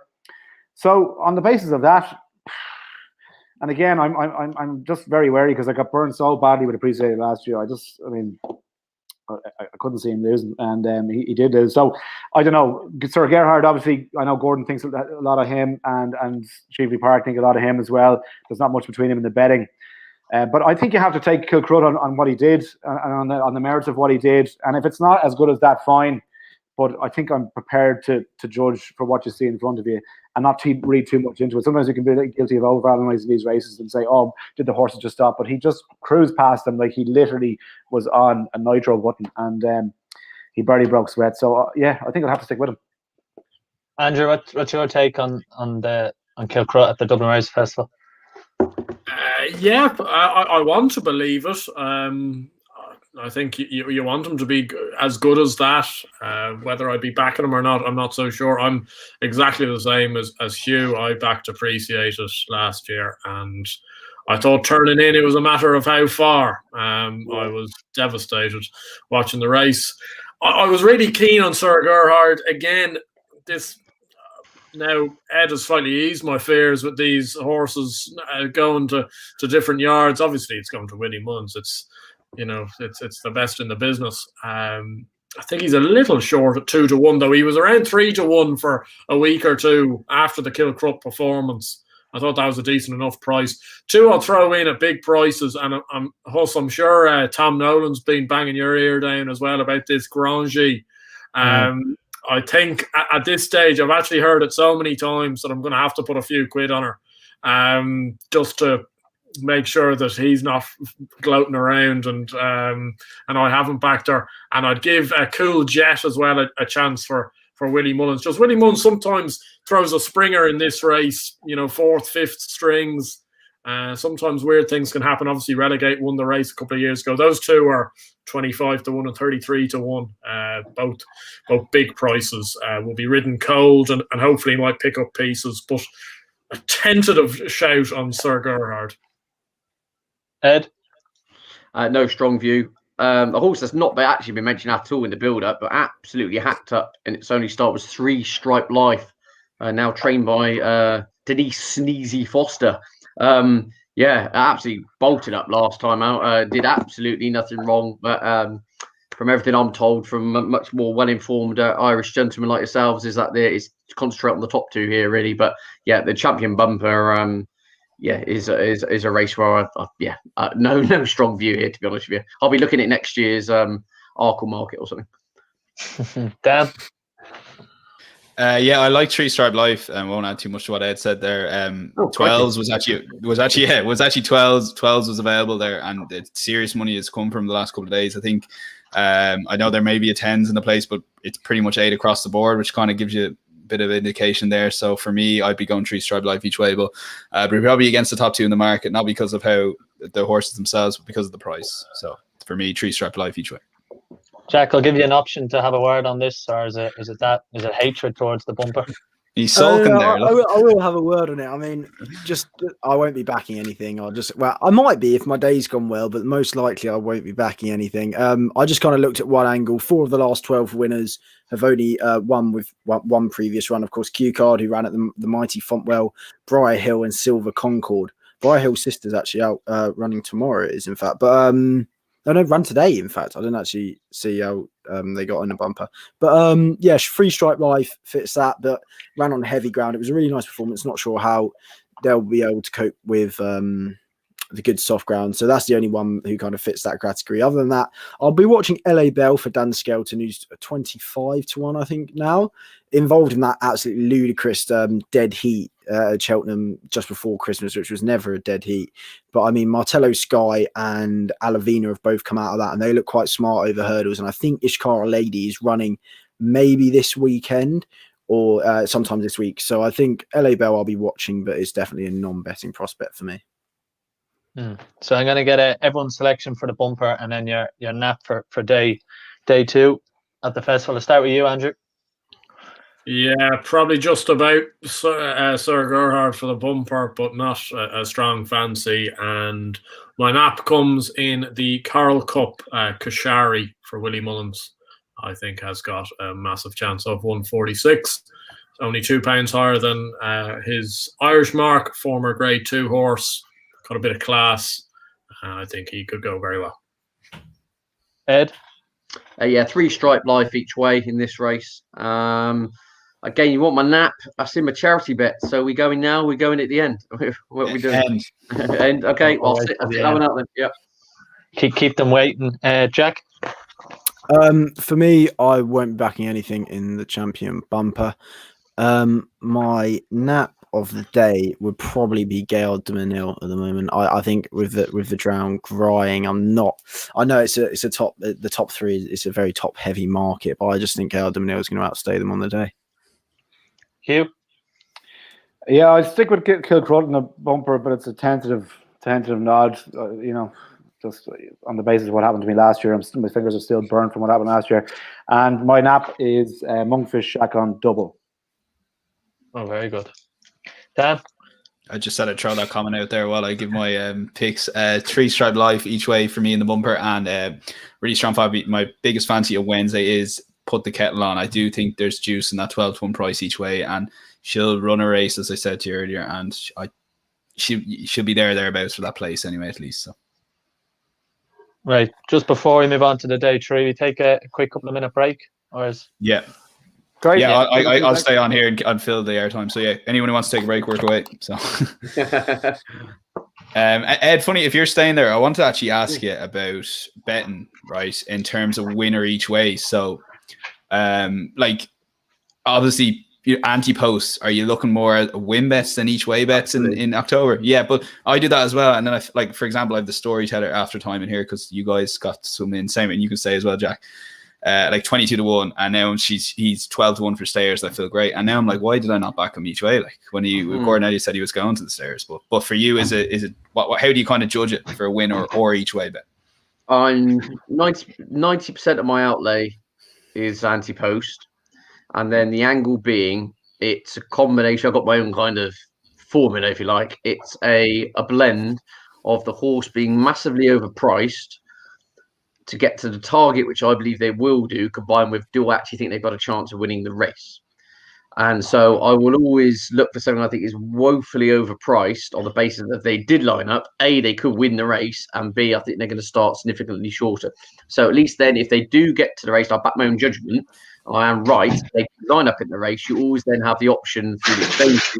I could then trade out. If I back something at 80s win only, and it's now 8.2, I can have a free bet at 70 to 1 if I want to do that. That's generally it. Now, obviously, with anti-post betting, you've got to take into account that you're going to have, on an average, around 15 to 18% is the kind of ballpark figure are going to be non-runners. So what you've got to do is weigh up the flip side and the fact you need to be backing horses which you perceive in your price estimation to be massively over the odds in order to compensate for the times where you're not going to pick up the money. So yeah, generally speaking, I'm a win only, and there are times I've been told off by people like, you idiot, like you're in such a good position here, trade out at 3.75. But then there's times I just think, well, look, if I thought he was going to win the race back in October and he's got it, and he's obviously, in order to get to the race to be a significantly shorter price, he's obviously enhanced his claims, then if I thought he was going to win then he's going to win now. So generally the way it's not for everyone at all. It's just something I've always enjoyed, and I always find it a real puzzle and a great bit of fun. You've got to accept the rough with the smooth. I've been very lucky enough to have a few big winners, and then you also get the ones where you're in a cracking position and they get injured 3 days beforehand. But that's the kind of nature of the beast, really, in regards to the anti-post scene. And just before I bring Jack in, so did you say 90% of your bets at Cheltenham will be anti-post or at the moment, or what was that stat? Generally speaking, I haven't had a bet on a race on the day. I backed Solo when he came fourth at Kelso on Saturday. I don't think I've had a bet on a race, day-to-day race, for 3 weeks. Wow, so you're anti-post. I couldn't give a monkeys about the 9 to 4 good thing running at Plumpton. Just does not interest me. If I can have 30 quid on 150 to 1 shot anti-post, which I think is going to go off 12 to 1 on the day, because I believe perhaps public perception has totally got it wrong, and I think he's going to head to race X, whereas everyone else thinks he's going to head to race Y, then I'll back my judgment on that. And plus, yes, so you take the view that a horse could get injured anyway, but then the flip side is, if your judgment is right, you're getting, there's a massive upside to it if it comes off. That's the point. And I've had this debate with a lot of much more high profile professional punters myself, and they take the view that it's better to play everything once you've got all the facts in front of you on the day, and I totally accept that. But then to my view, like for example, I'm on Ballymore at 40s now. Okay, you might come 40s. 40 to 1. It might come. I backed him last May. It might come back to last May. Now he might come third and get stuffed. Fair enough. But I'd much rather be backing him at 40s with it rather than having to wade in on the day at 9 to 2. So you see what I'm saying? So it's that kind of angle. It's not for everyone, and I totally accept it. It's just my mantra, really. But I do love to me, it's just a big puzzle, and often I still find that. I mean, look, I obviously clearly get a lot of things wrong. Otherwise, I wouldn't be still sat here with you lads at 9:20 on an evening. I'll be off in the Cayman Islands somewhere or something. But my point being, it does amaze me sometimes. I look at Alliance anti-post markets, and I'm like staggered by. I just think just horses lining like priced up who literally cannot win races, and priced up shorter than like kind of sleepers. If you know what I'm saying. So it's just something I enjoy. As I said. When your glorious Goodwoods are going on in this world, I'm like getting my per temps final shortlist down, and it's just it's just the kind of thing I enjoy, really. And it's not for everyone, but I do think there is on a wider point, not crabbing Betfair per se. I'm talking about the type of people involved on it. Going back 11 years ago, I backed horse anti-post on exchanges to the Arkle called Sportsline. It was 200s. Anti-post, Willie Mullins and winning novice hurdler. It was 200s. Now, it went off 8s on the day with Ruby on and came last. But on just a wider point, I just saying about the exchanges, wherever its robots have disappeared or whatever. But can anyone seriously imagine getting a winning last time out Ruby Walsh novice hurdler priced up at 200 to 1 on the exchange for the Arkle the following year? The juice on the anti-post exchanges is not quite what it once was. So it's got harder in that extent to get a lot on side in order to be in a position to trade, but nonetheless, it's still just something that fascinates me, and it's paid dividends in the past. So I'll stick with it until I'm hailing a cab and trying to thumb a lift. Yeah, and just before we go down this rabbit hole, like, how do you get your bets on, or is it through the like at the moment, or? Yeah, pretty much exchange. And now, I mean, the last couple of weeks, I've been obviously the kind of the non-runner no bet proviso. Everyone kind of crabs it, but I'm like, why? It's brilliant. Yeah, this year. I mean, really, you know, the amount of times you've had my view is you either back them back in October and get on it a wild price, or you kind of wait until the non-runner no bets come in. Yeah, your horse does a leg on the gallops in his final bit of work. It's a stress-free kind of angling. So I'm a kind of I play early or play late, really. So that's just me anyway, and I'm sure everyone on the panel will have different ideas about it. But there's nothing more exciting to my mind, even if it's win, lose or draw, than if you back something the previous September at 100 to 1 and it just goes to post at 60s. The buzz you get from that is just incomparable. I mean, beats my wedding day. My wife's in the next room, so I better keep that down. But it's just fantastic. You can't beat it. Yeah, or if you're back at a 5, the anti-post and goes off 25s, like at least you got there is the main thing. Well, that's the thing. Yeah, exactly. So no, it's all good fun. Yeah, Daz, just before we move on, any final points for anyone listening in terms of Andrew, Jack, or Hugh? Would you be looking to back now in terms of the prices at the moment? If you see a price, or you're waiting on the day, or and you want to take that? I'll probably. Oh, sorry. Yeah, Jack, no, Jack, you far on. To be fair, I've done the majority of my Cheltenham betting, I'd say already, and everything that I do out in post, like Ed said, it's very time dependent, but it usually is win only. I wouldn't be taking something at 12 to 1 back in October, say, if I'm not sure if they're going to go each way, because then I kind of think you're just doubling your losses. I'll probably be going smaller stake, but obviously win only. But the closer you get, now I'll be looking mostly at kind of value. Obviously, value is getting shorter and shorter by the day, but I mean, I'll probably be just waiting, especially for the handicaps. Other than the handicap selections that I already have and I really like, I'll probably be waiting for the day when we know the exact ground and what we're having on the day. Andrew? Yeah, I think it's a case of looking at maybe races a little bit like the way Ed was looking at some of those on the first day and just seeing whether races cut up or not, or how many non-runners are kind of weighing up the market. That's certainly my angle into the Mayor's Hurdle with Black Tears. That, you know, a couple of weeks ago, the race was littered with non-runners and they're gradually just falling by the wayside. So that's something to bear in mind. But then you get the likes of Appreciated, who generally you'd assume bookies would look to take on, and you'd get a much better price in a week's time than you'll get backing them right now. Yeah, it's just a case of judging it. Hugh, yourself, would you have many anti-post bets? I know you mentioned that Shaq and Poursois bet, or are you looking on the day, or even right now, are you looking to get a bet on at the moment, or what's your kind of strategy? I put you on mute there, Hugh. Sorry for the break. So sorry, just on mute. I've unmuted you. Far away. Sorry. You didn't hear what I'm saying about you earlier, Daniel. No, that's just no. But you can say it now, though. No problem. Okay. No, it's fine. That's great. Really.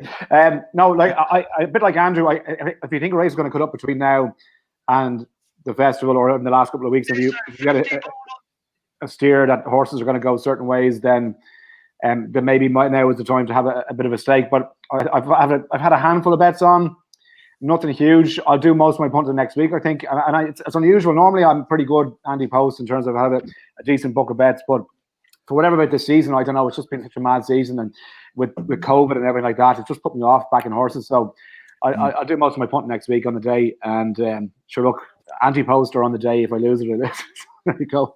The same way. We'll see what happens. Yeah, just to answer Peter before you come in, Sean, Guinness for me for next week. Lads, any thoughts on that beer choice for the festival watching it? I know, Hugh, you're kind of under pressure with Betfair, but... Sorry, in terms of Guinness? Next week, what's your beer choice if you're watching the race? Yeah, cans of Guinness until I hit about the 7 mark, and then maybe a couple of glasses of wine, and then bottles of gin after that. Sounds good. Andrew? Yeah, you'd have to go Guinness for Cheltenham week, but I saw Barry there was thinking I was on the old non-alco Erdingers. I'm actually on the Boston Lager Samuel Adams. Absolute touch for all watchers, an absolute touch of class. Lovely. Ed, you're on the Merlot or what? Yeah, well, I'm a West Country boy, so I've got to have my cider normally, like a bit of that proper stuff, bit of vitamin C 5 a day. But no, yeah, I'll be cider during the day. A nice couple of glasses of Fleury with steak in the evening. With probably a couple of gin and tonics thrown in somewhere in between. And Jack. Yeah, I mean, I'm not quite the iconic combination of Samuel Adams and ABW. What an iconic duo that is, eh? But yeah, I'll be on the black stuff till probably not 7 like you, probably about 4ish, and then it'll be the Rumbos, the rum and cokes for me. Yeah, Sean, I think it's a good time to go on the Marsh now. Yeah, we're going to go Tell you to what, the... if my sister Sarah wins, lads, I'll be drinking champagne for the entire fucking meeting. I can tell you that much. She'll win the Carl. We're going to go to the first race we're going to do of day 3 is the Marsh Novices Chase. And as you can see on the screen, Envoy Allen heads the market, and there's probably no reason to suggest otherwise. Andrew, Envoy Allen, again, he's the only little bit of concern you would say is the move, but we discussed that earlier. Is this just another Irish banker? You'd have to think so. Look, he hasn't beaten that much this year over fences. I don't think he's going to have to beat that much again in this. The Irish horses have all run scared of him. The English horses aren't up to a whole pile. I think Chamblou had a plenty hard race at Sandown the other day. Yes, I think Envoy Allen wins. If you were to press me for betting without, I'd back Chantry House without him. But Envoy Allen wins. Ed? Yeah, Envoy Allen's the most likely winner. If I'm just going to play devil's advocate, just again, I'm coming through a price perspective. Look, we know he's a brilliant hurdler. Is there a danger he's slightly undercooked? In the sense he's had 3 novice chases, 1 to 14, 2 to 11, 2's on last time out 3 months ago, where Styrian Florence crashed out in the first. And that would just be our only slight concern. We know he's a brilliant, we know he's a brilliant horse. Just that kind of match practice. He's had everything in his own way. Again, he's odds on. It's that kind of thing, really. That's the only negative I can find more than the stable change, to be honest with you. I'm with Andrew here. I think Chantry House is actually a very good horse. He ran really well in the Supreme last year, went 3rd. Won arguably a little bit lucky at Ascot on his chase debut. Then and the wheels totally came off at Cheltenham. But since he's gone for minor back surgery, kissing spines, he's had physio. And so what I was most impressed with the manner in which he jumped at Weatherby last time out, it looked as though his back issues were not troubling him at all. He really pinged the fences and was giving weight to a pretty useful horse from the Evan Williams yard and power clear from him in the closing stages. So this game, going on, this is going to be a 7-8 runner field. There's not much strength of depth. I think Chamblou's a lovely horse, brilliant jumper, but he's definitely better on a flat track. If it was me, I'd be tempted to swerve Cheltenham and go for Aintree. I think he'd fly around there and they might not see which way he went. I think Envoy Allen most likely winner. I still think Chantry House now, even each way, is a very solid each way bet at 8-1 in what will be another 7 or 8 runner race. Hugh, Envoy Allen looking to do this in the Ballymore double. Only York Hill in 2017 has done it. Do you see him joining York Hill? Absolutely, 100%. Won't be beaten. I know he hasn't beaten much this year, but like look at what he beat. Like, you know, his bumper form. He beat a lot of decent horses. Did it the hard way as well. Cheltenham came through the field. And look what he did as well. And last year in the Ballymore, look, he's done everything. He's answered every single question that's been asked of him, and he jumps a fence better than he jumps a hurdle. Like everything's running scared of him for a reason. Nothing is going to touch him. He's an absolute certainty to win this. Jack? Yeah, I'd kind of echo the thoughts of everyone, really. I mean, it's annoying that Chamblou lost the last time out because I thought he jumped unbelievably in the quarter style. But I thought with that, if you're looking at the without market, I'd probably go for him instead of Chantry House, even though Chantry House's form is going to look good when Lieutenant Rocco wins the ultimate. But yeah, I think Envoy Allen, there's no really way to look elsewhere. You've all kind of made the case. He hasn't beaten much. He's done it in such style.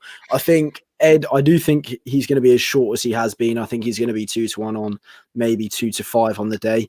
I don't see him being 5-6 on the day. I think he'll shorten pretty drastically. I don't see what beats him on the day, and I think Envoy Allen will win this. I agree. I totally agree with Jack. He there's no way that price holds on the day. Absolutely no way. Like I know what you said. Chantry House is a good horse, but he's just not in his league. There's nothing in this race in his league. Nothing. So like Barry Falls, which he hasn't even looked close to doing. Like his jumping has been perfect. He's as good a jumper of a fence as Monkfish is almost. I'd probably give Monkfish the edge. He's going to be 2-1 on the day. So back him now if you're going to back him. Dan? Yeah, like Envoy Allen will win. Don't get me wrong. I'm keen on a Willie Mullins horse here, Blackbow. I looked at about 4 or 5 stable tours, and the one that's eventually suited my agenda because I understand they're potentially, I know Dave Jennings got a separate interview with Willie Mullins, for example. So I presume there are 5 separate interviews. But Racing TV, and he said he's potentially looking at the Marsh for Blackbow. And this is a horse that hasn't run over 2.5 miles yet. He's only ran once over on good ground. He won a point over 2.5 miles on good ground. That's not much, but I just think he went off 11-4 in the race at Christmas that Franco Deporte won, and he was okay in that race in Ergamine. He was sent off 40-1, and he finished half a length behind Franco Deporte. For anyone kind of thinking Franco Deporte, for me personally, Willie Mullins bingo, I think Franco Deporte goes Arkle and Blackbow will go here. And I said this a couple of days ago, I finally see a small bit of blue on odds checker into kind of 25s, 38s. He's still 40-1, no runner, no bet. Blackbow for me. And I do think you can get 25-1 without Envoy Allen. And I don't think that's with non-runner, no bet. But for me, I think that's a cracking bet each way, because on the day a Willie Mullins trained horse, he won't send him here unless he thinks he has a chance. So they obviously thought a lot of him in bumpers. He hasn't quite performed over novice hurdles, and you could argue he hasn't performed over fences either. But this is a horse with extreme talent. So 40-1, I'm happy to pay a small price that I do think he could potentially fit into the frame, but I think it would still be about maybe 12 lanes behind Envoy Allen, but that could be good enough for second. So Blackbow each way for me is my final selection on the race. Envoy Allen look for his 3rd Cheltenham Festival win, and the question probably could be how many could he win. I'll go to you, Hugh, just your final selection on this, and any last words on Envoy Allen. Yeah, I think I think what everyone wants to see next year is that Monkfish goes and does what he's going to do in the RSA or the Browns as it is now. Envoy goes and does what he's going to do in the Marsh. And next year we have just the most mouth-watering 3-mile chasers that I can remember since Den Man and Cowder Star going head-to-head. So, yeah, I think he wins this. And I agree with Jack completely. He's going to be short on the day. So back him now. I mean, if you're going to back him next week, just back him now, because he won't be 5-6. I can't see him be 5-6 next week. Andrew? Yeah, he wins Envoy Allen, and I really hope he does, because he's one of the good stories of racing. Ed? Envoy Allen beats Chantry House, and I quite like the Blackbow suggestion. I was really taken by his chase debut. He really did jump brilliantly. Yeah. Things haven't quite that day. It was really good. He did go 4-6. You couldn't have backed him. So anyway, he did look really good. And listen to Willie Mullins reading between the lines. He said, look, the more the ground dries up, the more we're going to look at the 2.5 mile angle. He's running here, basically, isn't he? Especially Franco Deporte going the 2 mile route. I don't think that's a daft shout.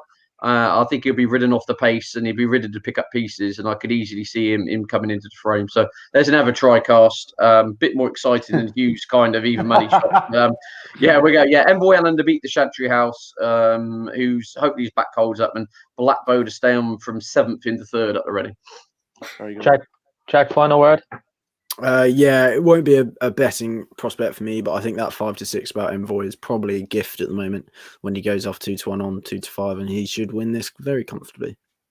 Perfect. We'll go to the next race then, the Pretend Network final handicap hurdle. Anyone here have any big fancies? We'll go to you, Ed. Yeah, in my charity bet, so I'll take it in. Sorry, you move on for the Pretends and go to the Ryanair. But sorry, just before we do, lads, one word: Monkfish or Envoy Allen for the Gold Cup next year? Monkfish. Envoy Yeah, Allen. I'm not sure Envoy will definitely go there. So Monkfish for me. Really? Go on the Ryanair. Yeah, I think he could go in the Ryanair. I don't know if they want to put him up against Monkfish, personally. The Boomster going for 4 in a row next year. Not long now. It is something though that I do think gets underplayed in the media, because I know Monkfish and Envoy Allen and the likes of them are super horses. God, I would hope they're going to turn into real Gold Cup horses. But they need to come back to Alboom Photo Stable when they've gone and won 2 Gold Cups in a row. It's easier said than done. Is it the prep, Andrew? Is it the Tremor on New Year's Day and the Gold Cup? Is it the prep? I've heard this levelled at him that this is why the public don't seem to latch on to what he has done. versus how they should treat what he has done? Is it because he goes to Tremor and then Cheltenham, and that's why? I don't really buy into that myself fully, but maybe it explains why people don't. Yeah, I don't think the whole situation helped last year as well, because he does usually go to Punchestown afterwards. So obviously he didn't get the chance to do that last year, which would help, to be fair, because you're then getting 3 times the steam. I do understand, and maybe, you know, long term it is something that the racing may need to address, because it's going to take away from the value of, say, an Irish Gold Cup, because nobody's going to want to run in the Irish Gold Cup anymore in the first week of February if they just think that going fresh is going to win a Gold Cup. So it is something that the racing does need to look at a large scale. But no, like he's maybe not a people's horse, but geez, we'd worship album photo in our house. So yeah, no, he's probably top of my list of favourite horses going into Cheltenham. Brilliant. We'll move on to the Gold Cup in a bit. We'll go to the Ryanair. 4 out of the last 5 Irish trained with the exception of Frodon. I'll go to you, Jack. Where do you see if there is value in any of them?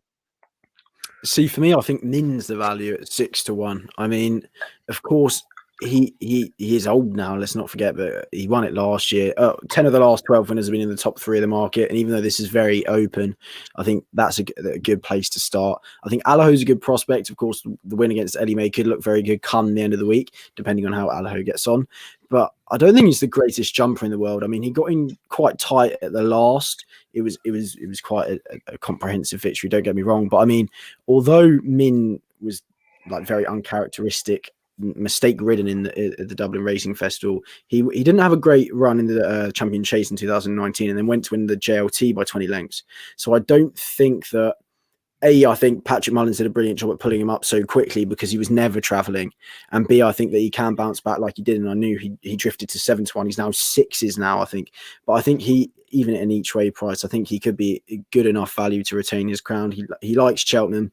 Good to soft shouldn't be a problem. And I'm not having Imperial Aura, unfortunately, after that fall. I mean, Kim Bailey and David Bass were certain that he saw something, a shadow, I think it was, in the fence or whatnot. I think Allaho could be good could be very good in a year or two. I think it's a little bit early, perhaps, for him. I think Min's the solid option for me here. I'm just seeing some of the comments coming in. Max says Townend decides to favour here. Do you agree with that, Hugh? Yeah, but I'd be amazed if he picks Allaho. I'd be amazed if he picks Allaho. I can't have Allaho in this. I can't have him in any race, to be honest with you. I think he's an absolute boat. Nothing about him appeals to me. I don't like the way he runs. I don't like the way. Nothing about him. It's between Min and Mellon. And I agree, if Paul Townend picks Min out ahead of Mellon, I'd be inclined to go on him. I know he didn't run his race the last day behind Shakon, and he was pulled up. We didn't see his previous run because the fog and the mist was so bad you actually couldn't see him. The crowd said, "Oh, jeez, he didn't run great." How did you know he ran right? You couldn't see him at the second of him when he's running around in the mist.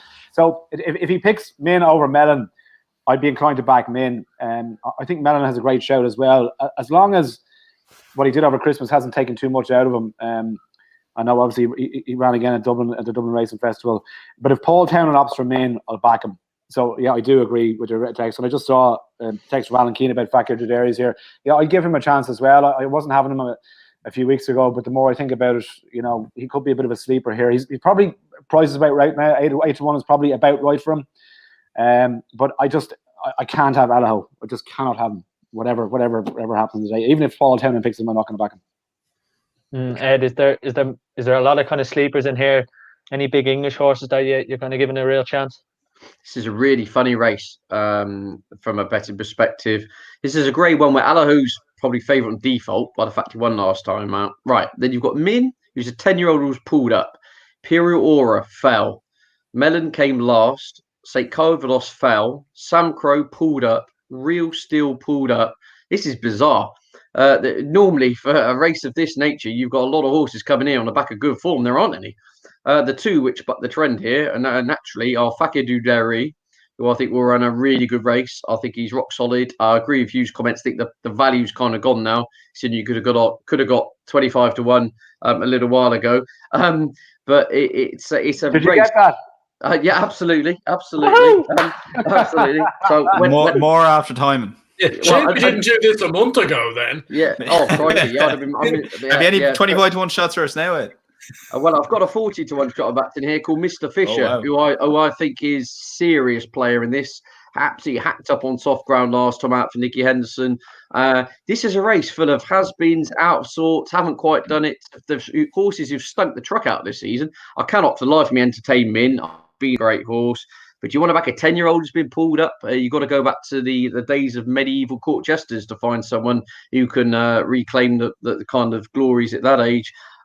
This is a bizarre race. Imperial Aura looked really good.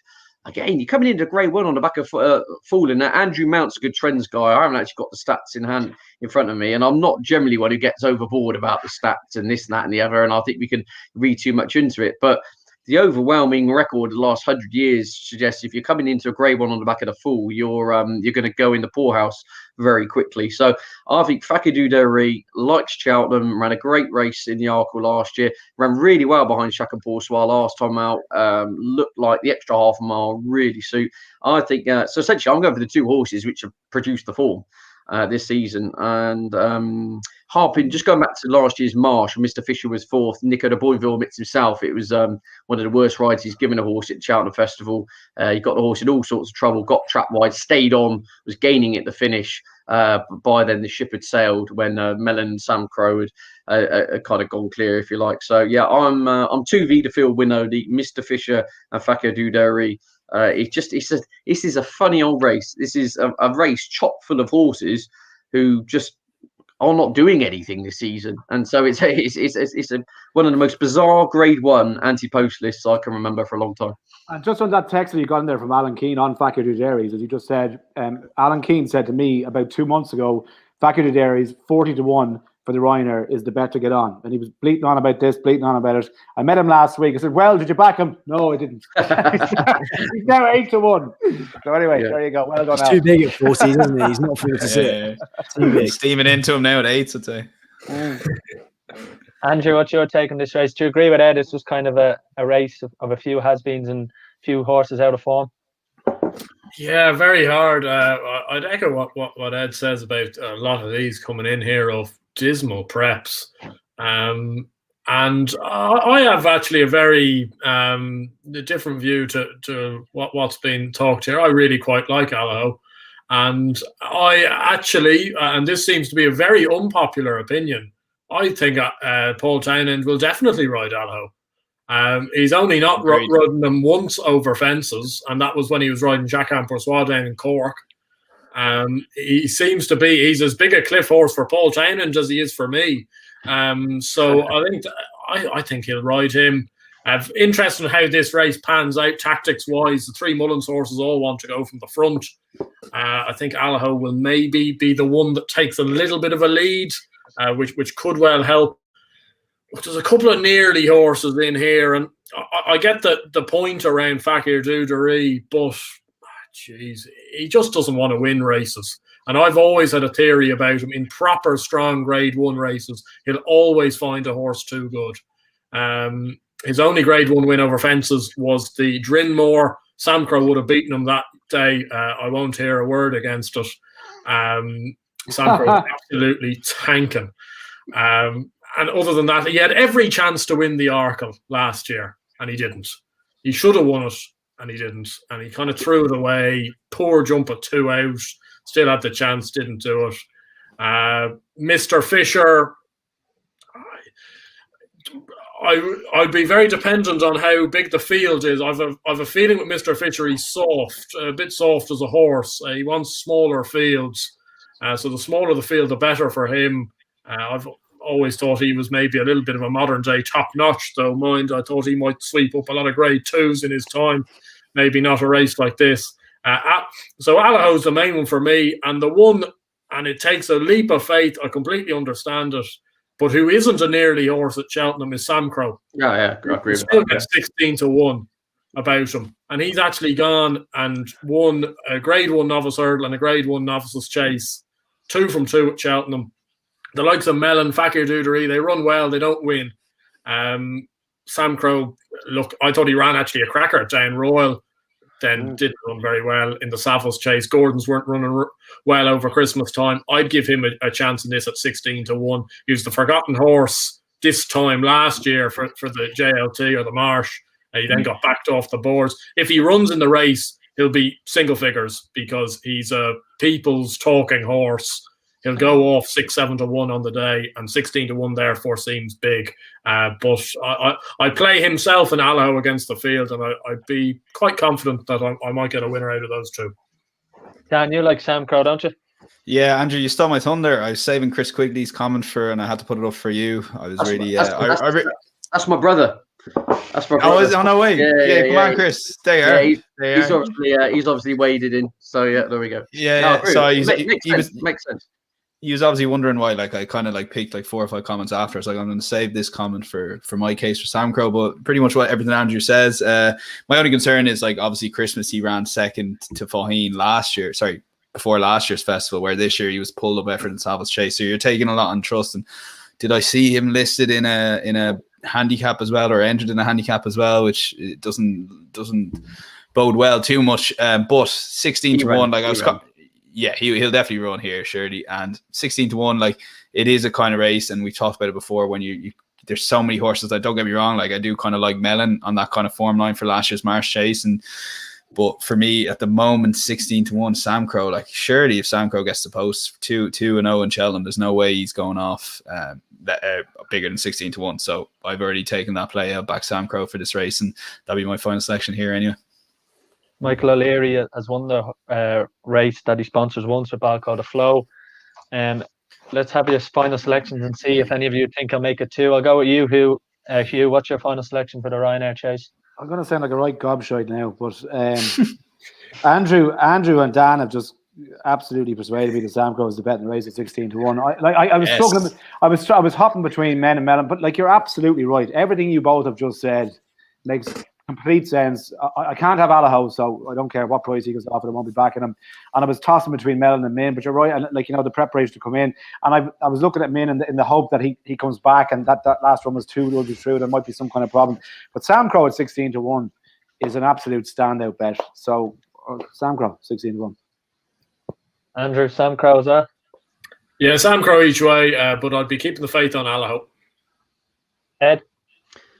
I actually agree with the Sam Crow angle at the prices. Now, no, at the prices I do. But I've backed Mr. Fisher and Fakir Duderi 4 months ago, so I'm gonna have to log on and save on Sam Crow. There we go. There's the reverse trifecta. That's another race. And will he have the 1, 2, 3, and you lose all your money? The Fisher, Mr. Fisher beats Sam Crow, Fakir Duderi in third. There we go. No, Sam Crow. I tell you, look, he's Cheltenham form, you can't beat it. His best days have come at Cheltenham. Yes, he's had his issues. Ground won't be a problem. Track ground. He ticks a lot of the boxes, and he starts 8-1, doesn't he? Yeah. Jack? Yeah, I just made a great case for Min there. Cheltenham form, ground's good, ticks a lot of the boxes. Yeah, it'd be Min for me.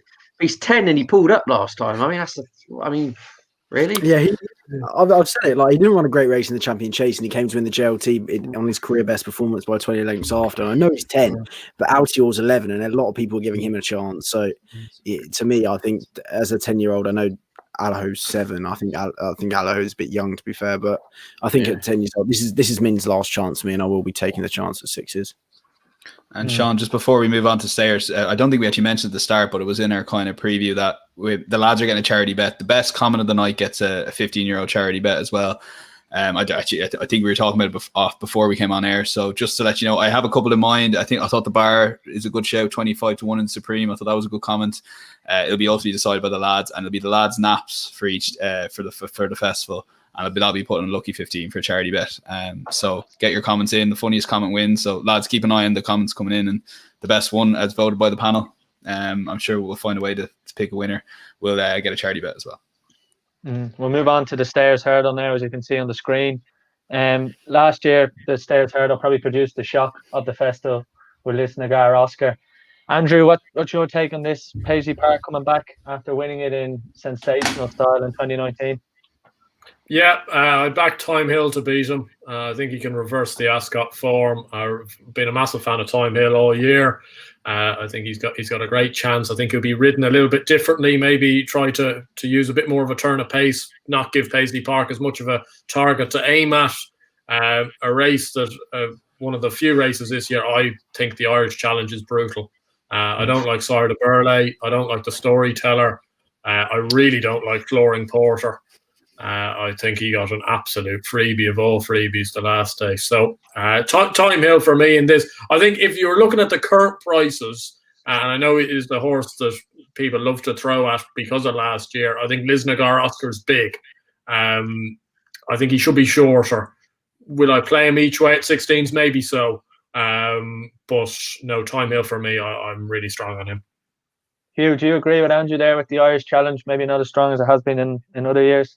Yeah, maybe with the exception of the Storyteller, who I think is just so consistent, but I can't have him either. I'm sorry, De Burley was a big talking horse at the start of the season. I know he was put up in a lot of different places for this race, and his price crumbled. I think he's too short on the basis of what he's done this year. Lisnagar Oscar is, I thought he ran a cracker the last day, and like Emma Lavelle says, look, he was out for a long time. It was his first run back in a while. I thought he done an absolute cracker. Wasn't given too hard a time. And at 16-1, I think against the front two in the market, who are both very good horses and they deserve to be favourites. Lisnagar Oscar at 16-1 is a big old price. Roxana is interesting as well. I think she probably will improve and close the gap in the front two. It's a bit of a minefield. To be honest with you, I don't have a strong opinion, but at the prices, I'd probably just come down on Lisnagar Oscar on the basis that he'll come on a heap from the last run. And, look, 16-1, I think my chances each way, I think. Jack, you like your stats. 6 out of the last 7 have returned at higher than 7-1 starting price. Is that where you're going to go? I think the staying division's a tough one this year. Of course, with Time Hill and Paisley Park, it's so hard to split them. But I think if you did give Dickie Johnson his time on Time Hill again at Ascot, I think he would have thought that he could win that. But I couldn't personally split them, especially from a betting perspective. I agree with both Hugh and Andrew. I think Lisnagar Oscar is the each way price here. I thought everyone was really harsh on him after that run at Haydock. They're saying he's not going to have a hand on it, but I thought he ran really well. And after the last, he looked like the winner to me. And I mean, of course, it was his first run after a wind up. He jumped really well from the front, and I thought he rallied really nicely later on. Obviously, got outstayed in the end, but I mean, he was still 25-1 was available for quite a while after that, and now he's obviously 16s. And of course, Time Hill and Paisley Park, they're probably in a different stratosphere. But the annoying thing is that you're pretty much playing for one place unless one of the two fail to fire on the day. So you're either gambling that one of the two aren't going to run their race, or you're just playing for that one place. But I do think Lisnagar Oscar's 16-1 is a decent little price each way. He's got the Cheltenham form. He seems to fire all the time. I hope it didn't take too much out of him last time out, and if it didn't on his second run from a wind up, I think he's good odds here. Ed, is this going to be another battle between Time Hill and Paisley Park? It would appear so, wouldn't it, if you're the percentage play? I mean, two very different types of horses, haven't you? You've got Paisley Park, who harps back to the days of Ingles-Drever, a horse who kind of comes off the bridle 3 out, races a bit behind the bridle, and then comes with this late rattle. You've got Time Hill, who's got plenty of form over 2.5 miles, arguably has a bit more boot. And I agree with the comments of the panel. I think Richard Johnson would probably want to play him even later this time. Not quite Archibald kind of tactics, but I think they'll try and mug Paisley Park later on. It's a fascinating one. I don't think there's a lot to split them. The evidence on the racecourse this season suggests there's not a lot to split them. I'd be tentatively with Time Hill if I had to, just because he's the younger, fresher legs. And with Paisley Park, he's the type of horse that every time he runs, the kitchen sink goes on the racecourse, doesn't it? And we had that heart murmur, had a couple of issues. And I think with those type of horses, the age of 9 now, there's only so many times you can keep going back to the well before they give up. So if I'm going to throw an absolute stupid one in here, a horse I backed it 550-1 win only. He's currently 80. I think he's 80s non-runner no bet at the moment. He's called 500. So you said 550-1? You had this backed at? Okay. Win only, yes. He's trained by Colin Tizard. He's a former Grade 1 winner called Reserve Tank. Now, if you go back to the Punchestown Festival 2 years ago, he won a Grade 1. He absolutely bolted up at Aintree in a Grade 1. Now, he had a fractured pelvis in the Marsh Chase last year, but sent off 12-1. He's had all sorts of issues. His 2 Grade 1 wins both came on good ground. He's been traipsing around in the mud. He came back at Fontwell in an absolute bog. He finished last to 5. That was his first run in the year. The Tiz odds are a lot of issues, and they said they haven't even managed to get him away for a proper gallop, let alone a race. To his credit, over that 2.5, 3 mile trip, he made a bit of late headway. If they rolled the dice with him, I'd be really interested, purely off the fact his back form of 2 years ago entitles him to be having a say, and his 2 best runs of his on his CV both came on the quickest ground he'd encountered. And I envisage by the Thursday at Cheltenham, we're going to have proper good ground there. He's a bunker shout. Look, he could easily not line up, in which case you get your money back. With a non-run and a bet proviso. But if he did, I don't think it's inconceivable he could run on into a place at a massive race. In a race, well, we saw this last year. I mean, what was Lizagar Oscar's Betfair SP? 120 to 1, something stupid. Wasn't even talked about on the day.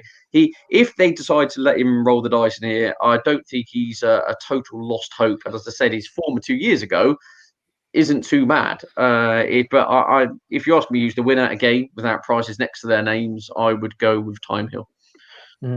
Dan, just quickly on our preview for day 3, you like the storyteller, and you like the story behind it as well. Really like the storyteller, and I actually think he's as good a horse. That last run in the Irish Gold Cup is as good a performance as he's put up, putting all the faith that Ken Boy ran really well at Leperson. He's a Leperson horse, but to get at this race and to back the storyteller, I have to believe he'll beat the Sire de Burley first of all, because obviously that's not a popular opinion. And it's kind of been crabbed in a lot of places. But I do genuinely believe, I know he's given a couple of pounds last year in Cheltenham, but Davy Russell said he, a storyteller brought him into that race. Like he said, he sat on that horse. He did not do anything jumping the last until he jumped the last. And he could not believe, that someone else was going better than him. This race, he's going to do exactly the same. It won't be Davy Russell. I don't know who will actually be on him, but for me, since Cheltenham, so he came second at Pertams. That was ran 2 seconds quicker than this Nagar Oscar's Stayers Hurdle win. But since then, his form figures. He, funny enough, was pulled up in Galway and then won 2 days later. And since then, so that's the 1 in Galway, 1-1-2, 1-1-2-2, and it's one of these unique horses that can run over chase and hurdles at the same time, pretty much. Anyone concerned that he ran over fences last time, there's 2 hurdles in the last 6 or 7 furlongs. He ran over this course and distance last year, as I mentioned, and I think he's a cracking price still at 12 to 1. I know there's 12 to 1 out there with 4 places, non-running no bet, and he will definitely go here, because I've been looking at this for so long, so many quotes, but yeah, the final quote I saw, he's definitely going here, and it's actually a prep for the Grand National. But we've seen horses like Tiger Roll win at Cheltenham and then go on and win in the Grand National, and who are aimed there. I'm trying to remember a Cause of Causes as well, who came second in the Grand National, having won at Cheltenham. So I do think while he's been running all season, he's been primed for this race. And how he's going to beat Sire de Burley, I think Hugh mentioned it. Florian Porter won a race that it was slowly run. Florian Porter got all the race. If you watch that race again, the storyteller is miles back, absolutely miles back. And Sire de Burley isn't too far from Florian Porter.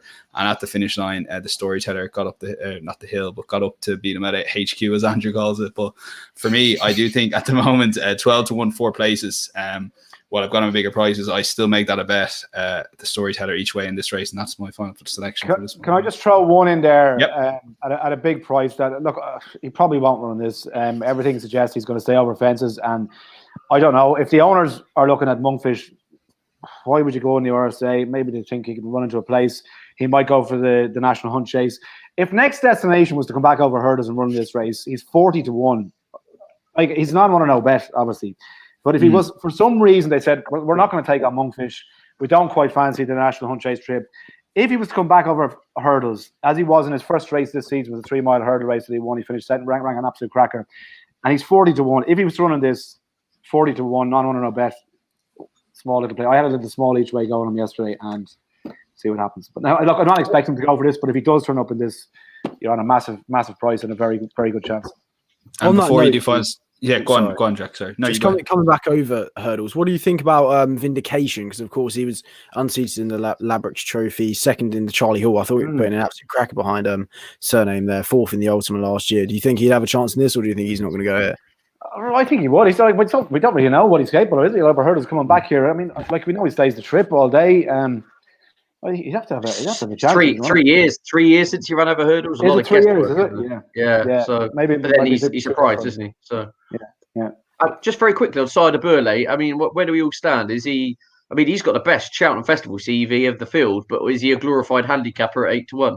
Is that the? I don't follow. He follows the storyteller home in second because that's the form I'm going at. But Right. he's a weird horse because I had him back for the Pretemps the first year he won it, and he was 273 in running. I think he just loves big fields. My concern this year, he hasn't been campaigned as he's been the last 2 years. He had softly finished 5th or 6th in a Pretemps. We all remember Davy Russell finishing 5th in, I think it was 5th, just to not make it too obvious in that Pretemps qualifier before he won it the first time. But my concern this year is he won a 2.5 miler in graded form, and then he went out and finished third behind Storyteller. I'd have slight concerns. It's been a different prep this year compared to a handicap. You know, it's a little bit soft going into a handicap. That'd be my only concern, and that's me convincing that's the Storyteller will beat him. But I think he'll be thereabouts. I actually think I think he can beat Paisley Park and Time Hill, so I won't put anyone off.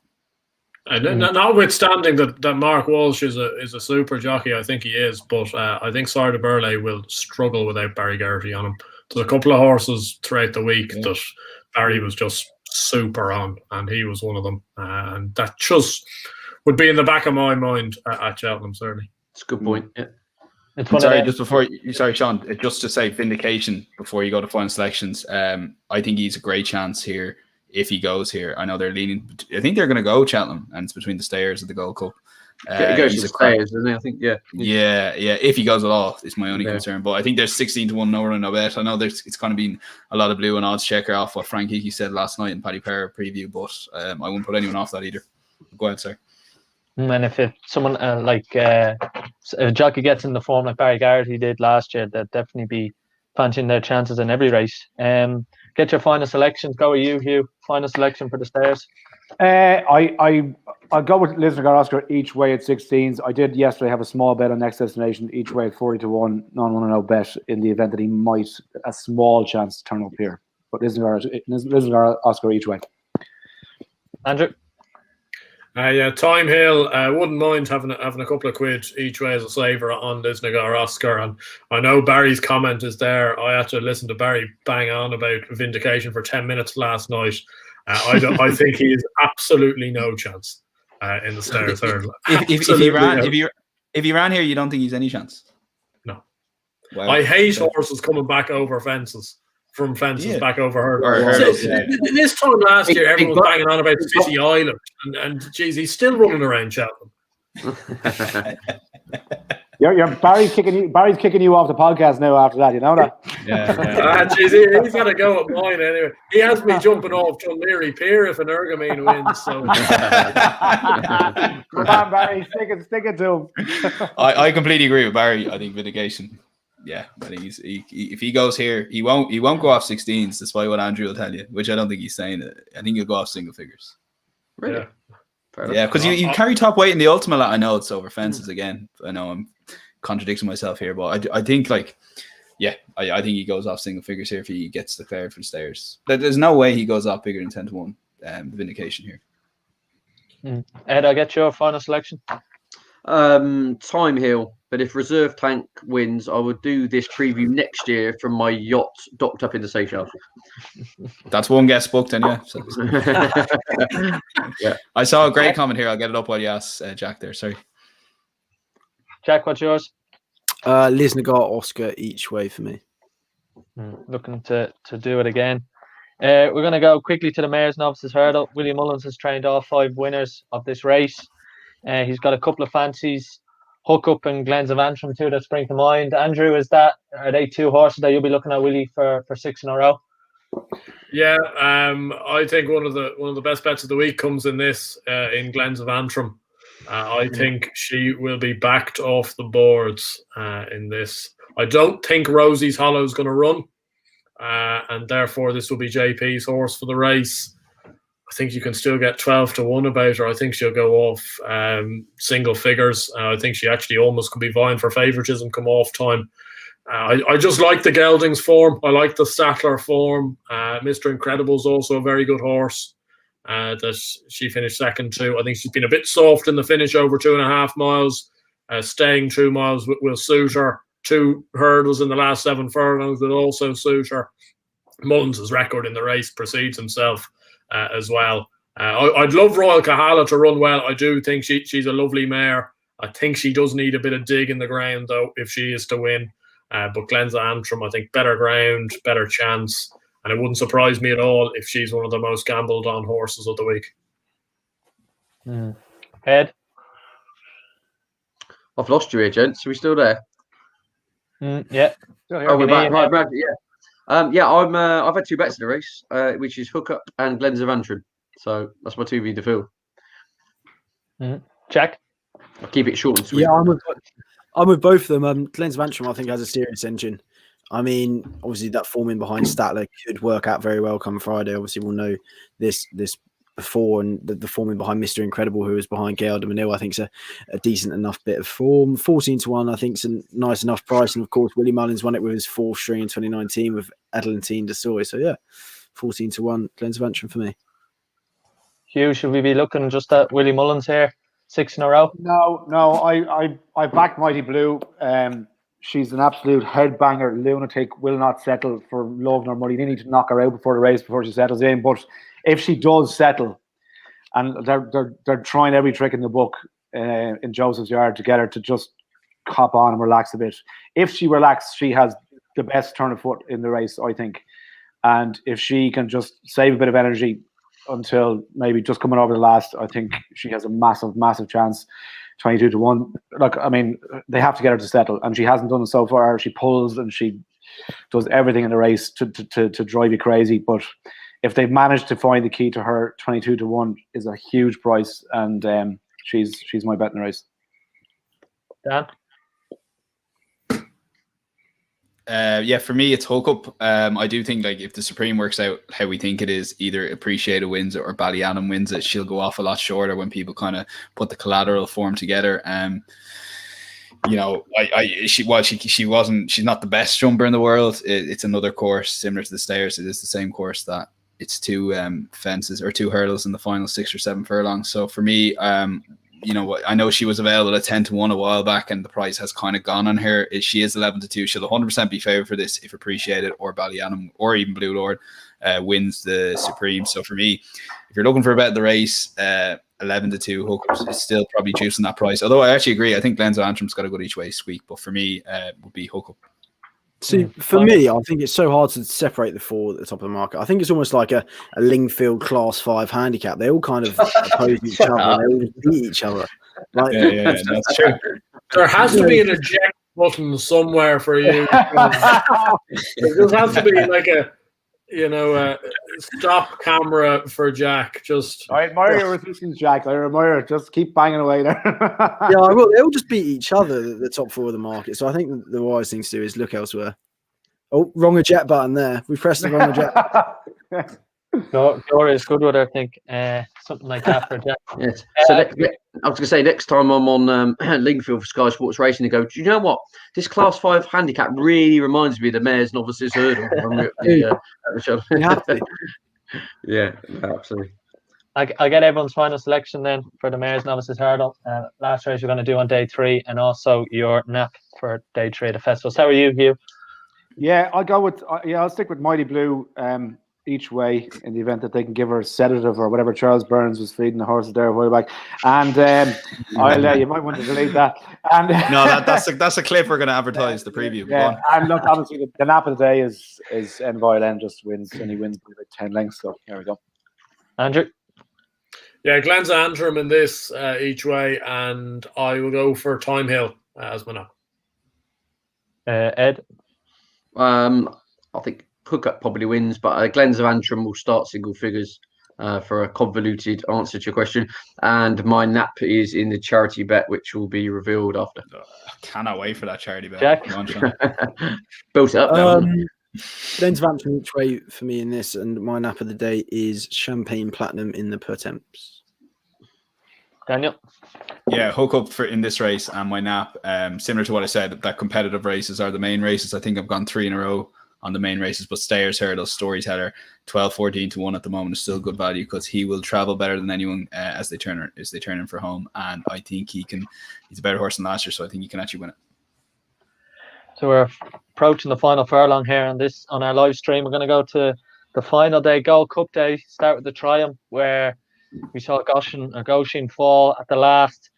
This is an interesting battle. I think anyway. You've got an English and an Irish at the top of the market. I'll go with you, Ed, as our resident expert near Cheltenham. Who do you fancy in this one? Tritonic. Yeah, I respect Zanna here totally. This ground's No, going to you be. don't. No, you don't. No, you don't. No, you don't. I've got it. It's a 2-horse race. I think Zanny is very good. Ground's going to be like Epsom in the summer by the Friday. Zanny here. I got sick to death of all these stopwatch celebrities on Twitter. Oh, he ran this 7-furlong sectional, 0.2 slower than there, and the wind direction was off the east, and his right leg didn't move. Shut up. He's 2 from 2 over hurdles, absolutely hacked up. Didn't come out of second gear. Alan King, terrific record with juvenile hurdlers. He's won on soft like he did on his debut at Ascot. However, if you look at his flat form, he was just upsides a Group 3 winner on Good to Furb at Yarmouth. Ground like a road will not be an issue to him. If the ground, it did become more of a national hunt test and the ground did go soft by the end of the week, I would reverse my decision and go more towards Zanna here. But on weather as predicted, I like the horse with the turbo. He reminds you, I think he's in a similar mould to Catch It, but let's not forget he's the highest ever rated flat horse Alan King has taken to go over hurdles, officially rated 99. And as I said, he not far off group class on a couple of his runs. And I would be with him. But again, the value's shrunk now totally, hasn't it? So, Andrew, is this a real Ireland v England race? Yeah, looks like it. Not so sure about Tritonic, just for the reason that I remember back in Alan King's, I think his name was Rhodesian. Yeah, I was on. Yeah. Still running now. Yeah. It won the Adonis very impressively. I got sucked in. Obviously, you had Solo last year. It would temper my enthusiasm, and your 9-4 seems skimpy. If he was still 4-1 or something, you could make a decent case for him. I do like Zanna here. I think he's a super horse. 5-2, I think, is grand. I don't like Quilixios at all, actually, and also he's changed stables, which wouldn't be for me. I think the bit of form just in this race that's maybe being slightly underplayed is the Chepstow form, and I know Paul Nicholls, I think, thinks that Hugh Gree has an absolutely massive chance in the Boodles. He goes and wins the Boodles, it franks that Chepstow form, and Adagio 12-1 looks a bit big for me, really. I think he's an improving horse, very professional horse. I think he might run into the places, but it would probably be Zanna here for me to beat Adagio home. Jack? Yeah, I'd agree with ABW. I mean, Ed's going to hate what I'm about to say because I'm going to talk about the time of Tritonic, which I'm going to really enjoy. Who cares? Like, you only have to do what you have to do. Like, you're not racing the clock, are you? Like, it was about 2 lengths cricket from the second to last of the line. Then the 2 lengths hard held. Town boy. If you asked him to, like, here you go, here's the time figure to try and beat, then you're going to be ridden out to win. I mean, he won 8 lengths hard held. Like, he wasn't trying to beat a clock. I always find it such a misleading, personally, just such a red herring of, it's like, Mo Farah wins by 15 lengths or whatever. Like, say, well, if you had a time to aim at, then you could go and win by 50 if you need to. Look at you. No comment. But no, I think say, I think, obviously, yeah, you disagree with me and a lot of people on the times, but I think you're only there to win the race. I'm beating over hurdles. You won 8 lengths on the bridle. I mean, what, if you said you've got to win 15 lengths in order to win this race, then it becomes a different kind of ball game, doesn't it? But I suppose we'll see. Go ahead, Jack. For me, I think the clock just kind of emphasises how good a horse might be, and I think that kind of emphasises Zanna here to a greater extent. I mean, we've seen he can go at a rapid gallop like they did at Fairy House, like a dawdle like they did at Christmas, and I mean, Drew has also set a pretty good gallop in that race at Fairy House, especially for a juvenile, and I do think that run in November was probably the best juvenile performance I've seen in a long, long time. I mean, Ballyadam was on the same day in the Royal Bond and could only make up 2.5 lengths from the second half, so that from the last of the line, and that was in pretty much which turned into a sprint that day because they went in an absolute crawl. But Zanna hasn't really been asked any questions for Jack Kennedy except a little shake, and he's absolutely flown on like ABW. I don't like Quilixios. Visually, he was okay last time. I don't think that I don't know. I don't really think he jumps that great. I think Zanahiyr jumps very well.